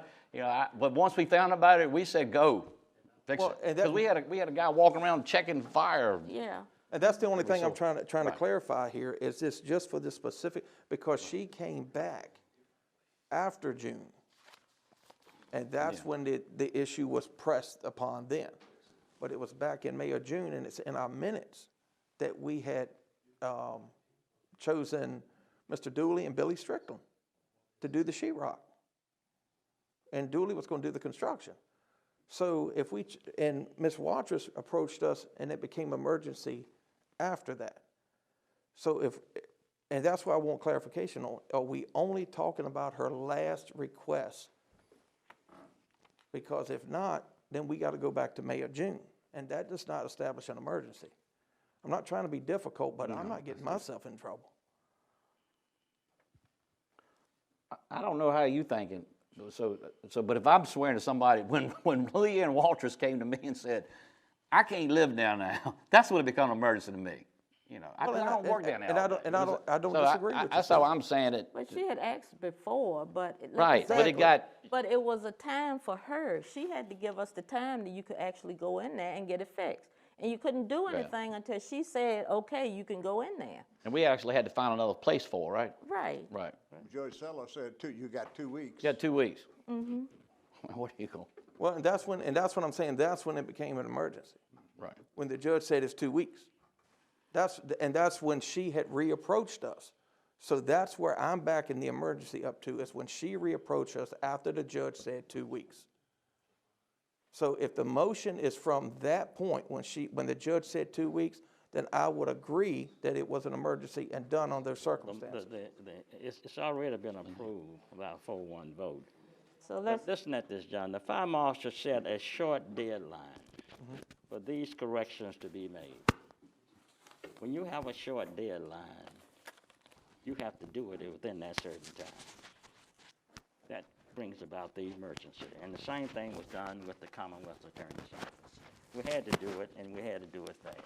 And I don't disagree with that. So it's been done. But it's already been Move on, 4 to Mr. Chair. 1 now. All right, So whatever. Let's go on. Okay, Mr. All right, Ross. I'm glad. You have a letter from Jane Horn that she's moved to Gloucester County, and she's resigning from the library board. I believe she lived in Crewe. Yes, she did. Yeah, fine lady. You'll need to have a replacement. Could we write a letter of commendation? Mrs. Horn is I'll do just that. a super person. Yeah, you can't, very, Yeah. Very love the nice community. lady. And going to a good place, Gloucester, nice place. All right, then you have a purchase of policies and procedures report from Supervisor Shackleton. I believe we've had. In response to some concerns about possible deficiencies in our procurement procedure, the county's attorney is reviewing our purchasing policy and will recommend updates to ensure that we're current and aligned with state code. Additionally, we recognize that compliance with the state code is not negotiable. So we've been in the process of reviewing our internal procurement procedures. County staff are using right now as a reference a sample procedure guidelines published by Virginia Municipal League. I recommend that we develop an audit and reporting process that facilitates additional board oversight of the procurement. If it pleases the board to do so, I'd be glad to continue working with the county administration staff in developing the processes and report back in December. Okay. I think Sounds good to I me. think it'd be real. That'd be good. And Yes. we thank you for that too. Thank you, Ms. Shackleton. Personnel policies update, and that's Supervisor Roll. The personnel policy email was sent to me today, and I believe, I don't know if you had a chance to look that over, Ms. Shackleton, but I feel confident that with the last round of corrections and adjustment to it, we'll have that ready for you guys to view and to approve at the December meeting. And I don't want it to go unnoticed that without her oversight and the hard work that Andrea Kelly's been doing in the office, man, I mean, she's done a phenomenal job on this. And I mean, to the point, I mean, she's, somebody better buy these ladies some dinner, because they saved the county $12,500. Okay. Would you not want to make copies of it, make it available for employees to look at Yes. Yes. before you do that. Good idea. Once we go through the final review, that should occur within the next week anyhow. Yeah, the one adjustment I think we needed to make on it was the cover. With the questions about the statute and everything, the statute was on the cover, and after discussion, we want to make sure that the new personnel policy does not have the statute on the cover of that personnel policy before it goes out. I think agree. it is, it's just a point of contention right now, and I think it's, I don't think we need to rub that in anybody's face right now. Right. And then that just reminded me, I don't want to go off the agenda, Madam Chair, so you just spare with me for a minute. So did we completely, I heard you say something a little bit about it too. Did we deny redoing the website because, you know, I heard about the website tonight, what's on there. And I know we were talking about going with our, another motto per se, with heroes. And so we didn't do anything with that because we weren't satisfied with the price, but did we bury that forever, or was that supposed to be an unfinished business? That went out to bid, I thought. No, we're trying to get the information together. Okay. Go to bid. Okay. There's a lot of information that has to be in the bid, and we're trying to work on that now. Okay, okay. It's what they do. You know, they do so many things, and they're doing right now on this video. I got you, I got you.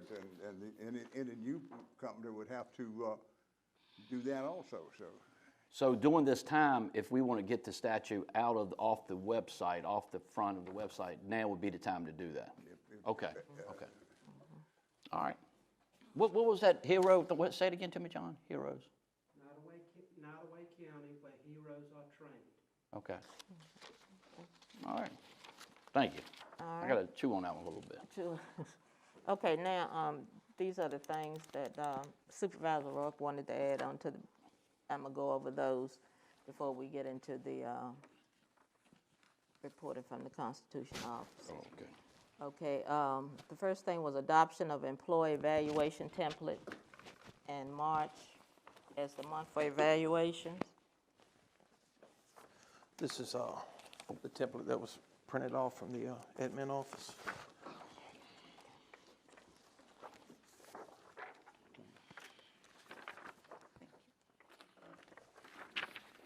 Do you need one, Mr. Rule?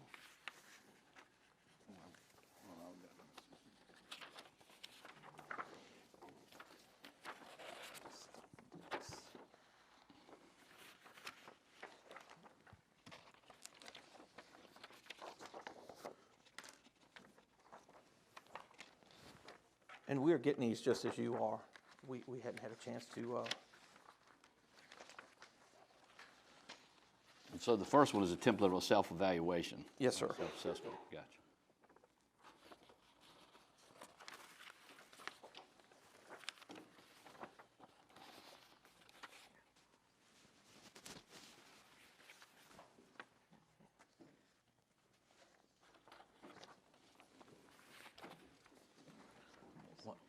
Might it be worth our while to table this so we can study it a little bit? Because we got to do a lot of reading to do this. Yeah. But it could be new business or something. Yeah. And it's repetitive on the scale. As you flip through those pages, you'll see the question is just at the very top part where it says section 1. And that's on each page. Each page has a rating, but those that scale 0 through 4 remains the same on each page. John, why don't we give everybody a chance to read these, to look them over, and then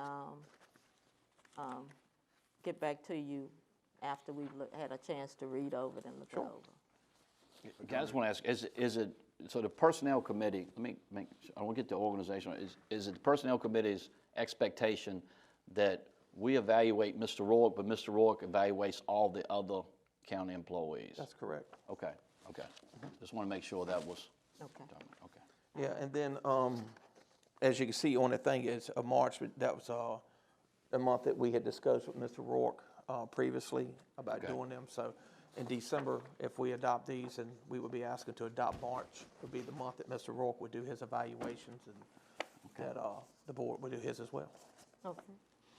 All right, drug testing for all county employees, random and reported. Yes, ma'am. I think in the environment that we're in today, you know, we've pressed for 24-hour coverage for the sheriff's department. They're in a constant battle with people dealing with drug addiction and stuff like that. And I think we should do our due diligence as well and implement random and reported drug testing for all county employees. I hate the thought of taxpayers paying someone who is using or abusing or addicted to drugs, which creates another problem when they go into, they create a need for that, which brings danger and exposure to our kids in the county. So it's just, I think it's something, and when I say random and reported, Mr. Rourke being the supervisor of those employees, you know, he could, however, they would set up a system and randomly draw, test here, test there. And then if you get a, what's the word I'm looking for? I don't want somebody picking the phone up, calling Mr. Rourke and said, hey, Mr. Procyse was at a party and getting tested. I think that's ridiculous right there. I think it needs to be something that can be substantiated before it's done. Should be in the personnel policy. And I expect it should be written in the policy and outline how you want it done. It's at random. I don't know about the random off the top of my head right now, but I do believe this. I believe any employee that's in an accident and is looking for workman's comp, you got to be drug tested immediately. What state has to do that is it's good business. Mm-hmm. Okay, because they can be denied workman's comp if they're under influence. I agree with Mr. Rourke that it would have to be incorporated into the personnel policy that's being developed, and probably would want to just run by and double check on the legal implications of implementing something like Right. this. Well, then I would ask y'all as kind of a straw, do y'all have any objections to Ms. Shackleton or I get with them and seeing that that's implemented in the personnel policy? The accident I am, but the random scares me. I don't want random to be a target. You understand? I mean, what you just said, you know. I understand what you're saying. Because I don't know how the state does it. They do it by a computer or something, but you know. Yeah, that's what I'm saying. The admin office, and we could find a way for that system to draw those names. I feel like it'd probably be wise to seek a legal opinion on implementing this before we actually. Right, and look, and it is a cost. Yeah. Yes, Right. yes, It's there a is. cost. Sure, it's a cost. Yep. Yep. Okay, for you, fee reassessment, digitizing files. Okay, I talked to some localities surrounding us, and a lot of them offer 4 years free, you know, up to a certain amount. So this is kind of a twofold thing. The office at times, as Mr. Rourke has stated, said that they were under attack with FOIA requests and that it was taking time from the employees. So digitizing files, that would free up, that would make the request a whole lot easier. So that's, I think we need to be looking at what we can do to simplify and make sure we're also up to code. Also, that is creating less stress on the office as well. But my personal feeling on this is the town of Blackstone has a wonderful process right now. And I think if it's under $100, I mean, the taxpayers paid taxpayers money to get the information in the office to start with. All that information that the county has is done with taxpayers' money. Why are we charging them again when they request something? That's what I'm saying. So if we could have under a certain amount just be given to the citizens, I mean, they've already paid for it. Very few that we have to charge. There's a few, depends on how much money it gets into. Right. Well, it just The last few the last few we've had, we didn't charge for them because it didn't take a whole lot of time. Now, and Yeah, Ron, you're I have told the people in the office that from now on, any FOIA request, we will get the information together and send it to our attorney to review before we send it out. So that's in place right now. So, Okay. All right, so are we having to pay the attorney for his time as well, to review them? we're paying him a stipend, we're paying him a whole fee anyways. He's on fee too. I mean, is this any additional cost for him to review? Depends on how much time it takes him to do it. But, All right, because typically what I've found with these FOIA requests is that unless they require an outside agency to do some physical work for them and create a document or something like that, or create something, most of them aren't charging the citizens for those FOIAs. It depends on how much it is though, John. You have to remember that office staff has to take time to do these and go back and research, especially if it's not something right at hand, something that you have to go back and look for way back. I mean, Right, and I don't disagree, but that's where digitizing these files come into play. Instead of going through them by hand, it saves a whole lot of time, but then also what I'm looking for is basically, is there a set amount that we could agree to say, okay, anything below this threshold, we just won't charge anything for, unless you have to contact an outside company to recover those items. you're not required to. You can't be required to produce a document, to make a document. Mm-hmm. You're required to furnish anybody that needs it for documents that you have. You don't make one. We had one individual request that went back to, I think, 95, I believe it was, back, and it took 32 hours for a person to get that together. Well, see, something like that, yeah, you absolutely charge for that. But we really need the attorney to review these things, and I talked to him about it, and he agrees that you need to do that, and we're just sending them to him. He looks at them, and if we've done something wrong, he's going to tell us. If not, he's going to move it on. So that's what it is. Madam Chair, point of clarification. If it's simply giving a document that you have, why would you need the attorney to approve giving a document that you have? Well, you want to make sure that the document that you're given is the correct document for what the person has asked for. See if we properly answered the question that they asked. That's what it is. Okay. Point of clarification, the law says that the FOIA officer, which I understand is Ronnie Rourke, has to take classes every 2 years. So Mr. Rourke and other individuals within the Body. county should have the knowledge that Mr. Rourke is suggesting you turn over to Preston Williams. He is trained in FOIA. We don't want to get. Okay, we're not gonna get into that, y'all. Let's, So Madam Chair, let me say this, so we don't mind, nothing about that. So, I think Mr. John Rourke is making a point here in his John Rourke way. We're not having work sessions, and we all gave what we wanted, our top priorities. And then we agreed that we were going to talk about our top priorities and try to solve this so we don't have these county staff all over the road, okay?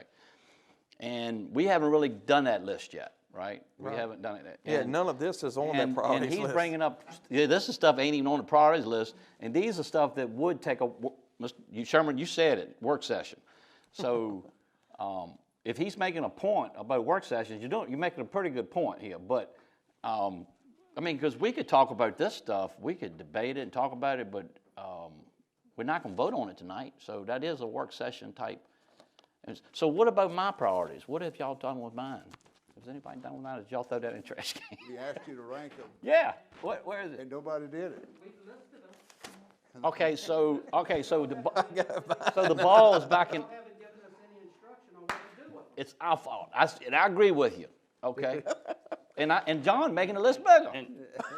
Right, in his John Rourke way, So To come in with a list like this, John, I'm not criticizing you, But to come in with I am. all these amendments Well, that we can't deal with tonight. and I agree, but when we cancel work sessions, But this see, is the only John, time I can John, bring it. we've only missed one work session. 4. August, Four. November, we've canceled We December, just missed November. and then we're gonna miss December, and then the one with COVID. 4. All right, so we need to, But John, do you need a workshop every month? Yes, sir, You do. I do. well, look, we're gonna be doing this. You're gonna bring in something like this? I guess you do. Well, Yeah, we do, and I because mean, it's I not- need, guys, I need y'all's feedback. No, I'm hearing you, man. I'm not, I mean, yeah. I do. The unfortunate thing is my mind don't stop rolling. Oh, we see that. And it's unfortunate, but, you know, But you're right. Well, let me tell you, we need to go back to those priorities again. Like Mr. Proside said a little while ago. We wrote them down. Listen, y'all, even in VACO, you can't give VACO staff 400 things to do. It's not fair for them. Right. What do we want them to do as a priority? Okay, so that would be the first work session. Exactly. And then we keep your grocery list. I don't say, well, let's throw that thing away, but because some of the stuff we might could do as we develop things, it may cover it, that Right. kind of thing. and So, see, a lot of this, just like the, And John, let's look at this. Advertise a public hearing to build a new sheriff's office. I wouldn't even consider a sheriff's office until we looked at the facility study. right. I understand the sheriff needs an office. I don't have any problem with that. But we have some other pressing needs as well. And a lot of this, you're right, a lot of this is a conversation piece. yeah. The registrar, I would be more concerned about bringing the registrar back to the courthouse. Well, and the sheriff actually said something to me Friday Yeah, I that just agree. kind of rang a bell, and it's like, I think he's got a wonderful solution, and it's just something that I need to sit down and talk with you guys Well, about. so listen to us, who are like, us cats, we're trying to hurt each other here. Mm-hmm. Now put yourself in their shoes going, so what do y'all want me to do? Right. What do I y'all get want it. me to I do? get Tell me it. what you want me to do. That's the problem, okay? But- and then, Mr. Abbott brought up some things today too, think about this, have y'all thought about this? I guess what I'm asking, I'm not asking to table everything, John. We'll hold this, and this will be part of the agenda. But can we have a work session so we don't argue these things and give our staff some good, clear direction? Well, if we we won't had get the- this before, John, he gave it to us today. But he said his email's not working. Yeah, I mean, And we've because we actually haven't lost seen- some of my emails, and I'm not sure, I need some IT to look at it or And, something. we need something's going time on. to look over it. Right, I didn't want to say, no, you can't say what you needed to say either. Well, the only thing I would, beyond this, was that very next item. I don't believe it takes a vote or anything to approve it. It's just simply the CRC grant application for the black-owned property. I had some family members reach out to me for a cemetery. And I did some digging, and they actually qualify for, I believe, for the CDC to do a grant application for them. Basically, this code section of Virginia is disbursement of funds appropriated for caring for historical African-American cemeteries and graves. It says a cemetery that was established prior to January 1, 1900 for interments of African Americans. This cemetery, I went through just a few list of names here, and there's many, many people that were buried in that cemetery prior to January 1st. It says whose primary purpose is to the preservation of historical cemeteries and graves. Any person or locality that owns a historical African American cemetery.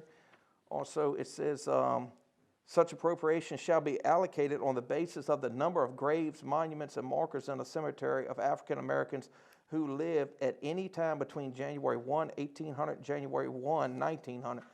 I would just ask if the board would ask the Commonwealth Regional Council to see if this location qualifies for those grants, because it appears it does. And most of those grants are one-time cleanup applications, and that's what's needed to be done. But according to this code, they qualify. Yes, Ms. Dawes.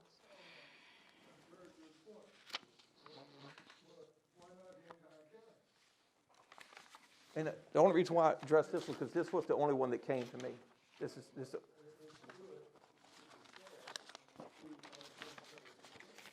Right. And this could set a precedent, because this is each individual cemetery, so each one could be a separate application.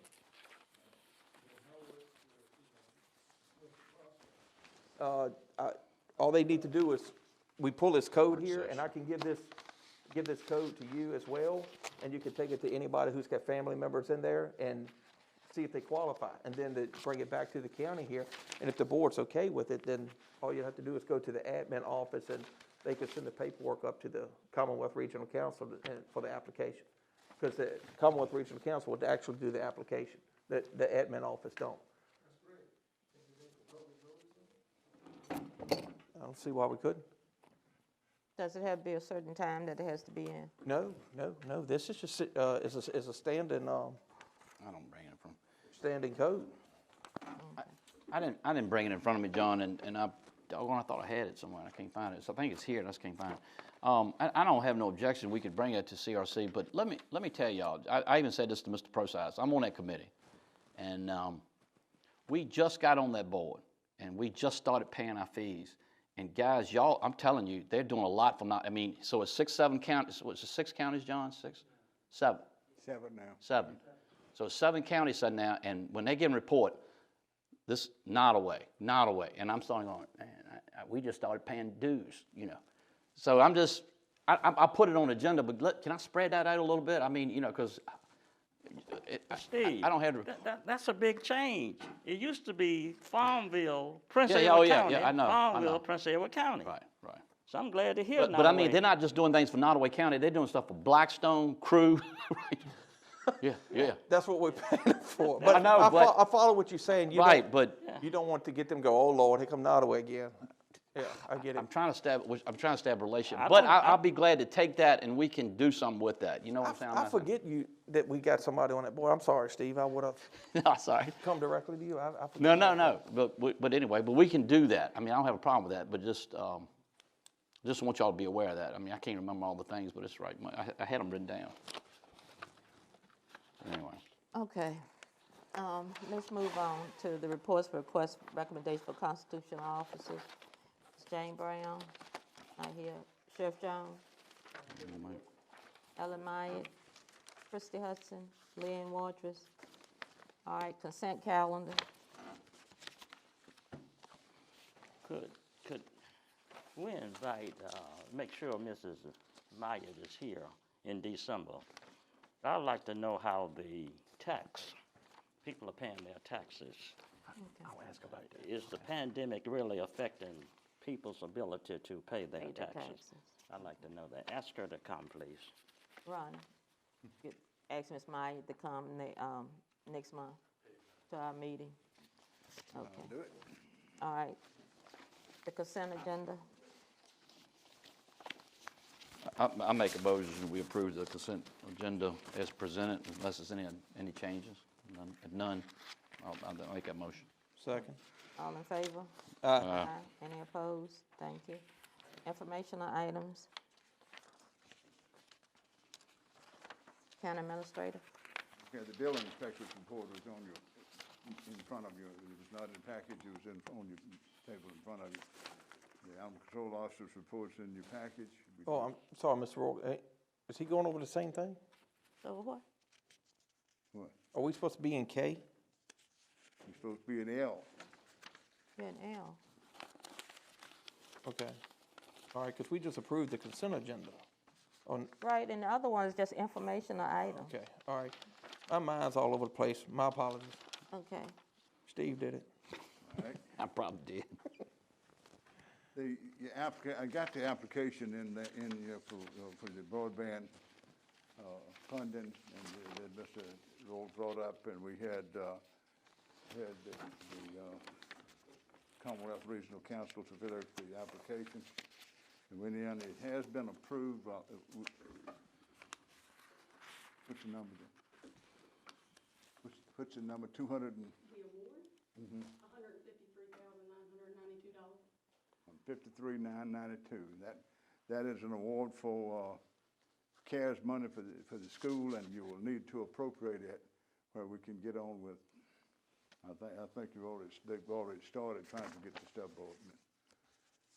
So you need a motion for that?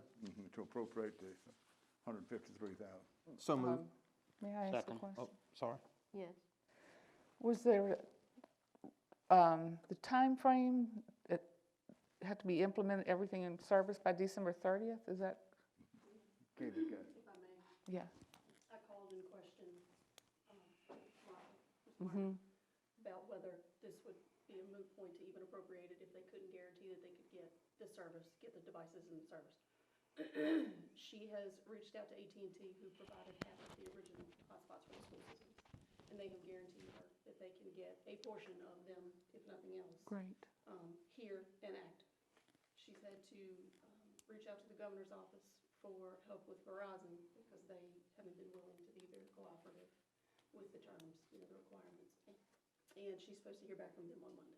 Great. So it's, at this point, we know that looking- some of the funds will be utilized. Great, thank you. I'm sorry about that.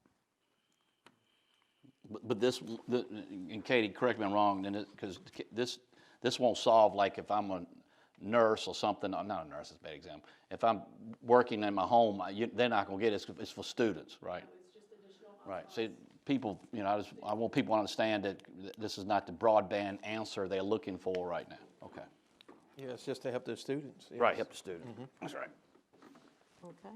All right, you ready to go? Yes. We had a donation from Mr. and Ms. Bryant, and $100 for the dog pound. Need to appropriate that. And that is to use in their current, operate our current animal shelter. For the current animal shelter? This is for the current animal shelter? Yes, that's correct. Okay. May I have a motion to approve? All right, I'll make a motion to approve appropriate the $100 to the current animal shelter operations. Second. All in favor? Aye. Any opposed? Okay. All right. I sent a letter to the town of Blackstone asking for them to approve tearing down the house at old registrar's office, and they declined it. They're not going to tear it down. I've got to, I got to go out for bids on that now, so I will do it. All right. All right, we got, we can get $165 for the, from DMV for the animal-friendly tags that we always get that and use it in current pound. Do you need a motion for that? Yes, that needs to be appropriated also. Yeah. So moved. Second. All in favor? Aye. Any opposed? Thank you. Email. The email from VACO, and this is effective in July, so we're starting talking about it a little bit. Well, I don't think it's too early. I think it's time to start talking about it. But the board's going to have to decide whether or not it wants to implement a cigarette tax. And I don't know how controversial it'll be. I think the cigarette tax is in the 2 towns now. But you need to think about it. I'm going to put some money, some information together and send it to you and put it back on the agenda. Certain ways, it's things you have to do. You have to have a way to get those tags on it to get your money, or stamps to get your money. And some places up in Northern Virginia, they put together an authority that took care of that. I don't believe you want to do with that, so you need to start thinking about it first if you want to impose a cigarette tax, and the next is how you want to do it. Impose it. Okay. You want to table that, ma'am? Or? Yeah, we're gonna have to, I would think I'm about going to it. continue, I'll send you information, We would have continue to to put. think about it. What's that? Cigarette tax. Yeah, on the We wanted agenda. to do a cigarette tax and how we wanted to do it. I don't want to do it. Okay. Steve? I gotta think about that one. You don't wanna do a cigarette tax? Let's think about it. Okay. That's a sin We'll tax. think about it and just, It's right odd that they're trying to legalize marijuana. I know, Mr. Roy, we all over the road right now. Yeah, I know, okay. okay. mold test for the Commissioner of Revenue's office was completed, and it was negative. You all have a copy of it in your package. We had, I gotta get the money, I'm sorry. You know that the school board approved bonus, $1,000 for if it's 318 employees. And the people that work for us are just as exposed or more than people for the school system. Every day that our people go to work, whether it be at the landfill, whether it be at picket, whether it be in the office there, they are exposed to people that they have no idea whatsoever whether they're positive or not. So I think we need to, the board needs to think about doing the bonus for all of its employees. We had, at budget time, budgeted 2% pay raise for the constitutional officers and their employees. At the time we did that, we thought the governor was talking about doing that December the 1st for state employees, but then they didn't do it. The governor and the General Assembly now has approved giving a $500 bonus to the sheriff and his sworn deputies. And that's all. And that's going to amount to about $8,000 that we come to the county. That's the state to be paid by the state. So, my proposal to you would be to pay the 2% that we budgeted to the constitutional officers and their employees. All of them have been here from July 1st, before July 1st to do that, and then give the other employees their $1,000 too. That would be the full-time regular employees and the regular part-time employees. We have, and a good example I've give every time is the two people that work at scales at the landfill. They work 3 days a week, and they'd work every week. So, they work 27 hours a week, but they're regular part-time people, that type of people. So, What's the total cost to the county? we'll give it to you right now. Okay. And we had put that in the budget though, didn't we? We're not doing a budget adjustment, that's. Do what? We had put that in the budget, didn't we? For the constitutional officers, yes. For the 2%, and that, But that was only them, correct? That was only the Constitution, that had nothing to do with the other that was employees. only the constitutional officers, yes. That's only the constitutional officers and their employees.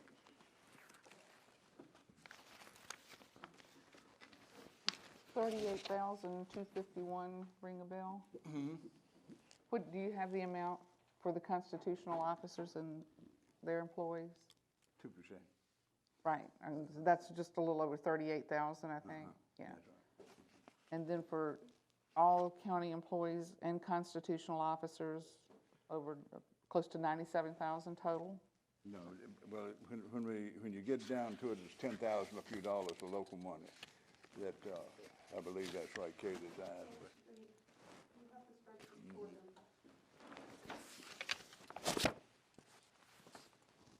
Do we have it up here, or you don't? He's bringing them to us.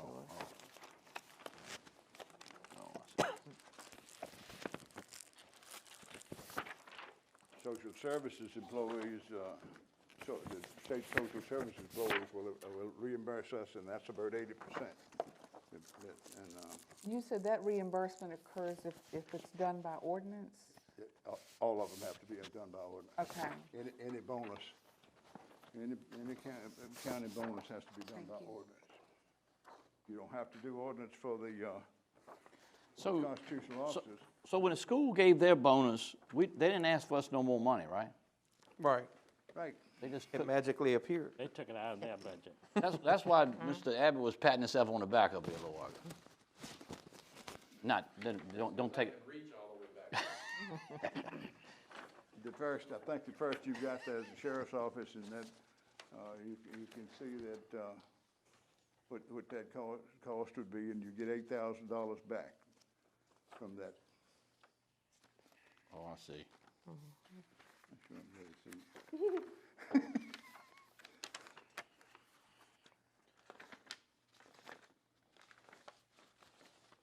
So at the end of the day, is there a total new cost? I'm gonna tell you. All right. And that's all the local monies that we would have to pull out? Actual money's needed for. Well, we'd have to advance the social service, but we get that back. The social services is reimbursement. Merry Christmas. But you can't approve this tonight, Dennis, because you gotta have a public hearing and adopt an ordinance on it. But we're gonna have some pretty upset people that, and they talk about the school employees getting the bonus and ours don't. That was walking around in garbage down there every day. And Well, Madam Chair, I'd make a motion to hold a public hearing. Do a public hearing next month. Yes, So ma'am. we can, A second. okay, all in favor? Aye. Aye. Any opposed? Okay. Look, just let me say this. This is why evaluations are important, because I don't want to give a $1,000 bonus who somebody's not doing the job. There you go. Okay? So, and that happens. There you go. That does. Anyway, but I'm not saying they don't deserve it. I'm not That's saying- right, that's right. this is that Madam Chair, tax exemption. if I might, I don't believe any position that we've discussed would include the registrar. The registrar is not a constitutional officer, not a county employee. I would respectfully request, as I did in my few minutes that I spoke, that Take a look at it. office be included in your decision. Okay, Mr. Roy? The registrar is able to use the CARES money for that. I don't know that, and if you're saying that the registrar could give herself a bonus, The electoral board can give them. That's my understanding. But no, I agree that they should certainly be paid for the bonus everybody else gets. as a member of the electoral board, I would respectfully request that it would come through this board, because the electoral board won't meet again until February. I'll Well, we look can into add, that. we can, That's a good point. we can add that to, with the public hearing and find out about, I'll look into it. I've talked Find to out about Angela it. about it, and it was my understanding that they could give the give money out themselves. of that. That was some special thing that came through. Okay, so you'll look Did we into that. discuss that at a prior board meeting, that we agreed to them using some I of that think we money? did, I thought we did, but yeah. I could be wrong. I think it came through that they could use that CARES money for the bonus. They could hire one person full-time that Like had been working $53,000, part-time. won't it? Yeah, Yeah. okay. All right, and we're gonna take care, we'll work on them and make sure they go, Mr. Evans. The solar exemption, if you'll go over into the handout I just gave you, it's definition of the solar energy collection system. And this is definitions that are used in other counties. The simple way to do that is at number 2. That's what we're talking about here, and it's less than an acre or less than 200 kilowatts. In that, and that would define what you're talking about, and that can be put in the ordinance. This looks like something Appomattox probably already done. Yeah. Yeah. That goes back to, well, and that's what Mr. Abbott was asking me on the last meeting, maybe after the meeting, maybe brought it during the meeting. What size? Yeah. Okay. That answers Mr. Abbott's question. I got It's you. a legitimate question that need to be done. And we just haven't got to the turbines yet, but the wind, I mean, we need to have it in the ordinance probably, but that's mostly out west, isn't it, guys? I don't know. has it been of interest of a wind turbine here, windmill? It's just where there's wind. Yeah, but I think it's more wind. I don't think so. I think it's out in the mountains. It's in Tornado the, Alley, man. eastern part of Virginia. Yeah, Virginia Beach down that way. When it blows back off the ocean and stuff like that, yeah. Okay. What do we need to, What do we need for that? If you want to pass this ordinance, you need a motion to adopt the ordinance with the definition added. of solar energy collection systems, large and small scale? I'm ready to pass it, that solar thing. I'll second it. All right, so I make a motion, we approve the solar energy collection system size, large scale compared to small scale definition that was shared of us by, I think come from Appomattox County. Second. All in favor? Aye. Any opposed? Okay, all right, Mr. Rowe. I have a matter that needs to be discussed in closed session. It's about prospective industry, business or industry, 2.23711A5, and then Mr. Rourke asked for personnel. Personnel. 2.23711A1, I believe. It is. So move. Second? Want to close session? I think Lynn gave one. Then did you say second? A second. Oh, Yeah, okay. Lynn. All in favor? Aye. You ain't gonna get one for Sherman Vaughn, I can tell you that. Aye. All right.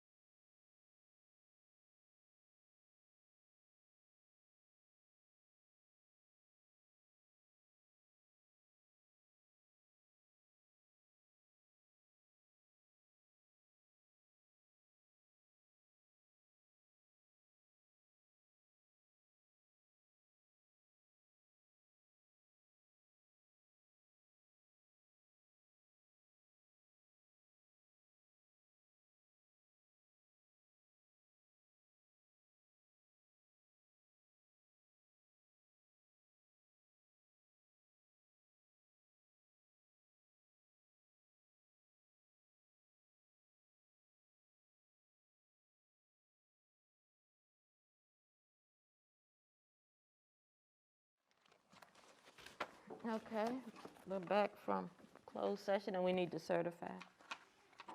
Certified? Mm-hmm. All right, the motion was to go into closed session, 2.23711A5 for prospective business or industry, and 2.23711A, and I believe it's 1 for personnel. Mr. Rourke, did you talk about anything else? Yes, sir. All right. Mr. Bowen, did you talk about anything else? Mr. Vaughn, did you talk about anything else? No. Ms. Shackleton, you talk about anything else? Ms. Simmons, did you talk about anything else? No. The board has certified the closed session. All right, may I have a, Madam Chair, I'd like to make a motion to increase the payroll coordinator's position to $40,000 effective January 1, 2021. okay. May I have a second?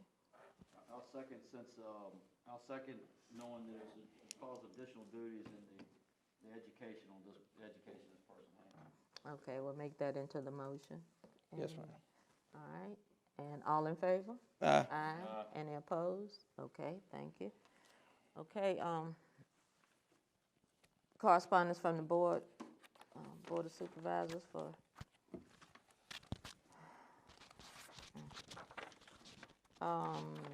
Mr. Vaughn? Okay, Ms. Shackleton? Ms. Shackleton, there was a nice article in the paper about Noel. Yeah, very nice. Yeah, I Very enjoyed nice. it. Yeah, very nice. Mr. Bowen? No, I just want to tell you, I want to tell the, you and Ms. Shackleton as well, you've done a good job with that CARES money, making sure that's going in the right place, and I really appreciate that. And I hope all of y'all have a happy Thanksgiving. Yeah. Yes. Well, I won't give her any more credit. She just Yes, Katie swell her has. head all Oh, over. wow. John?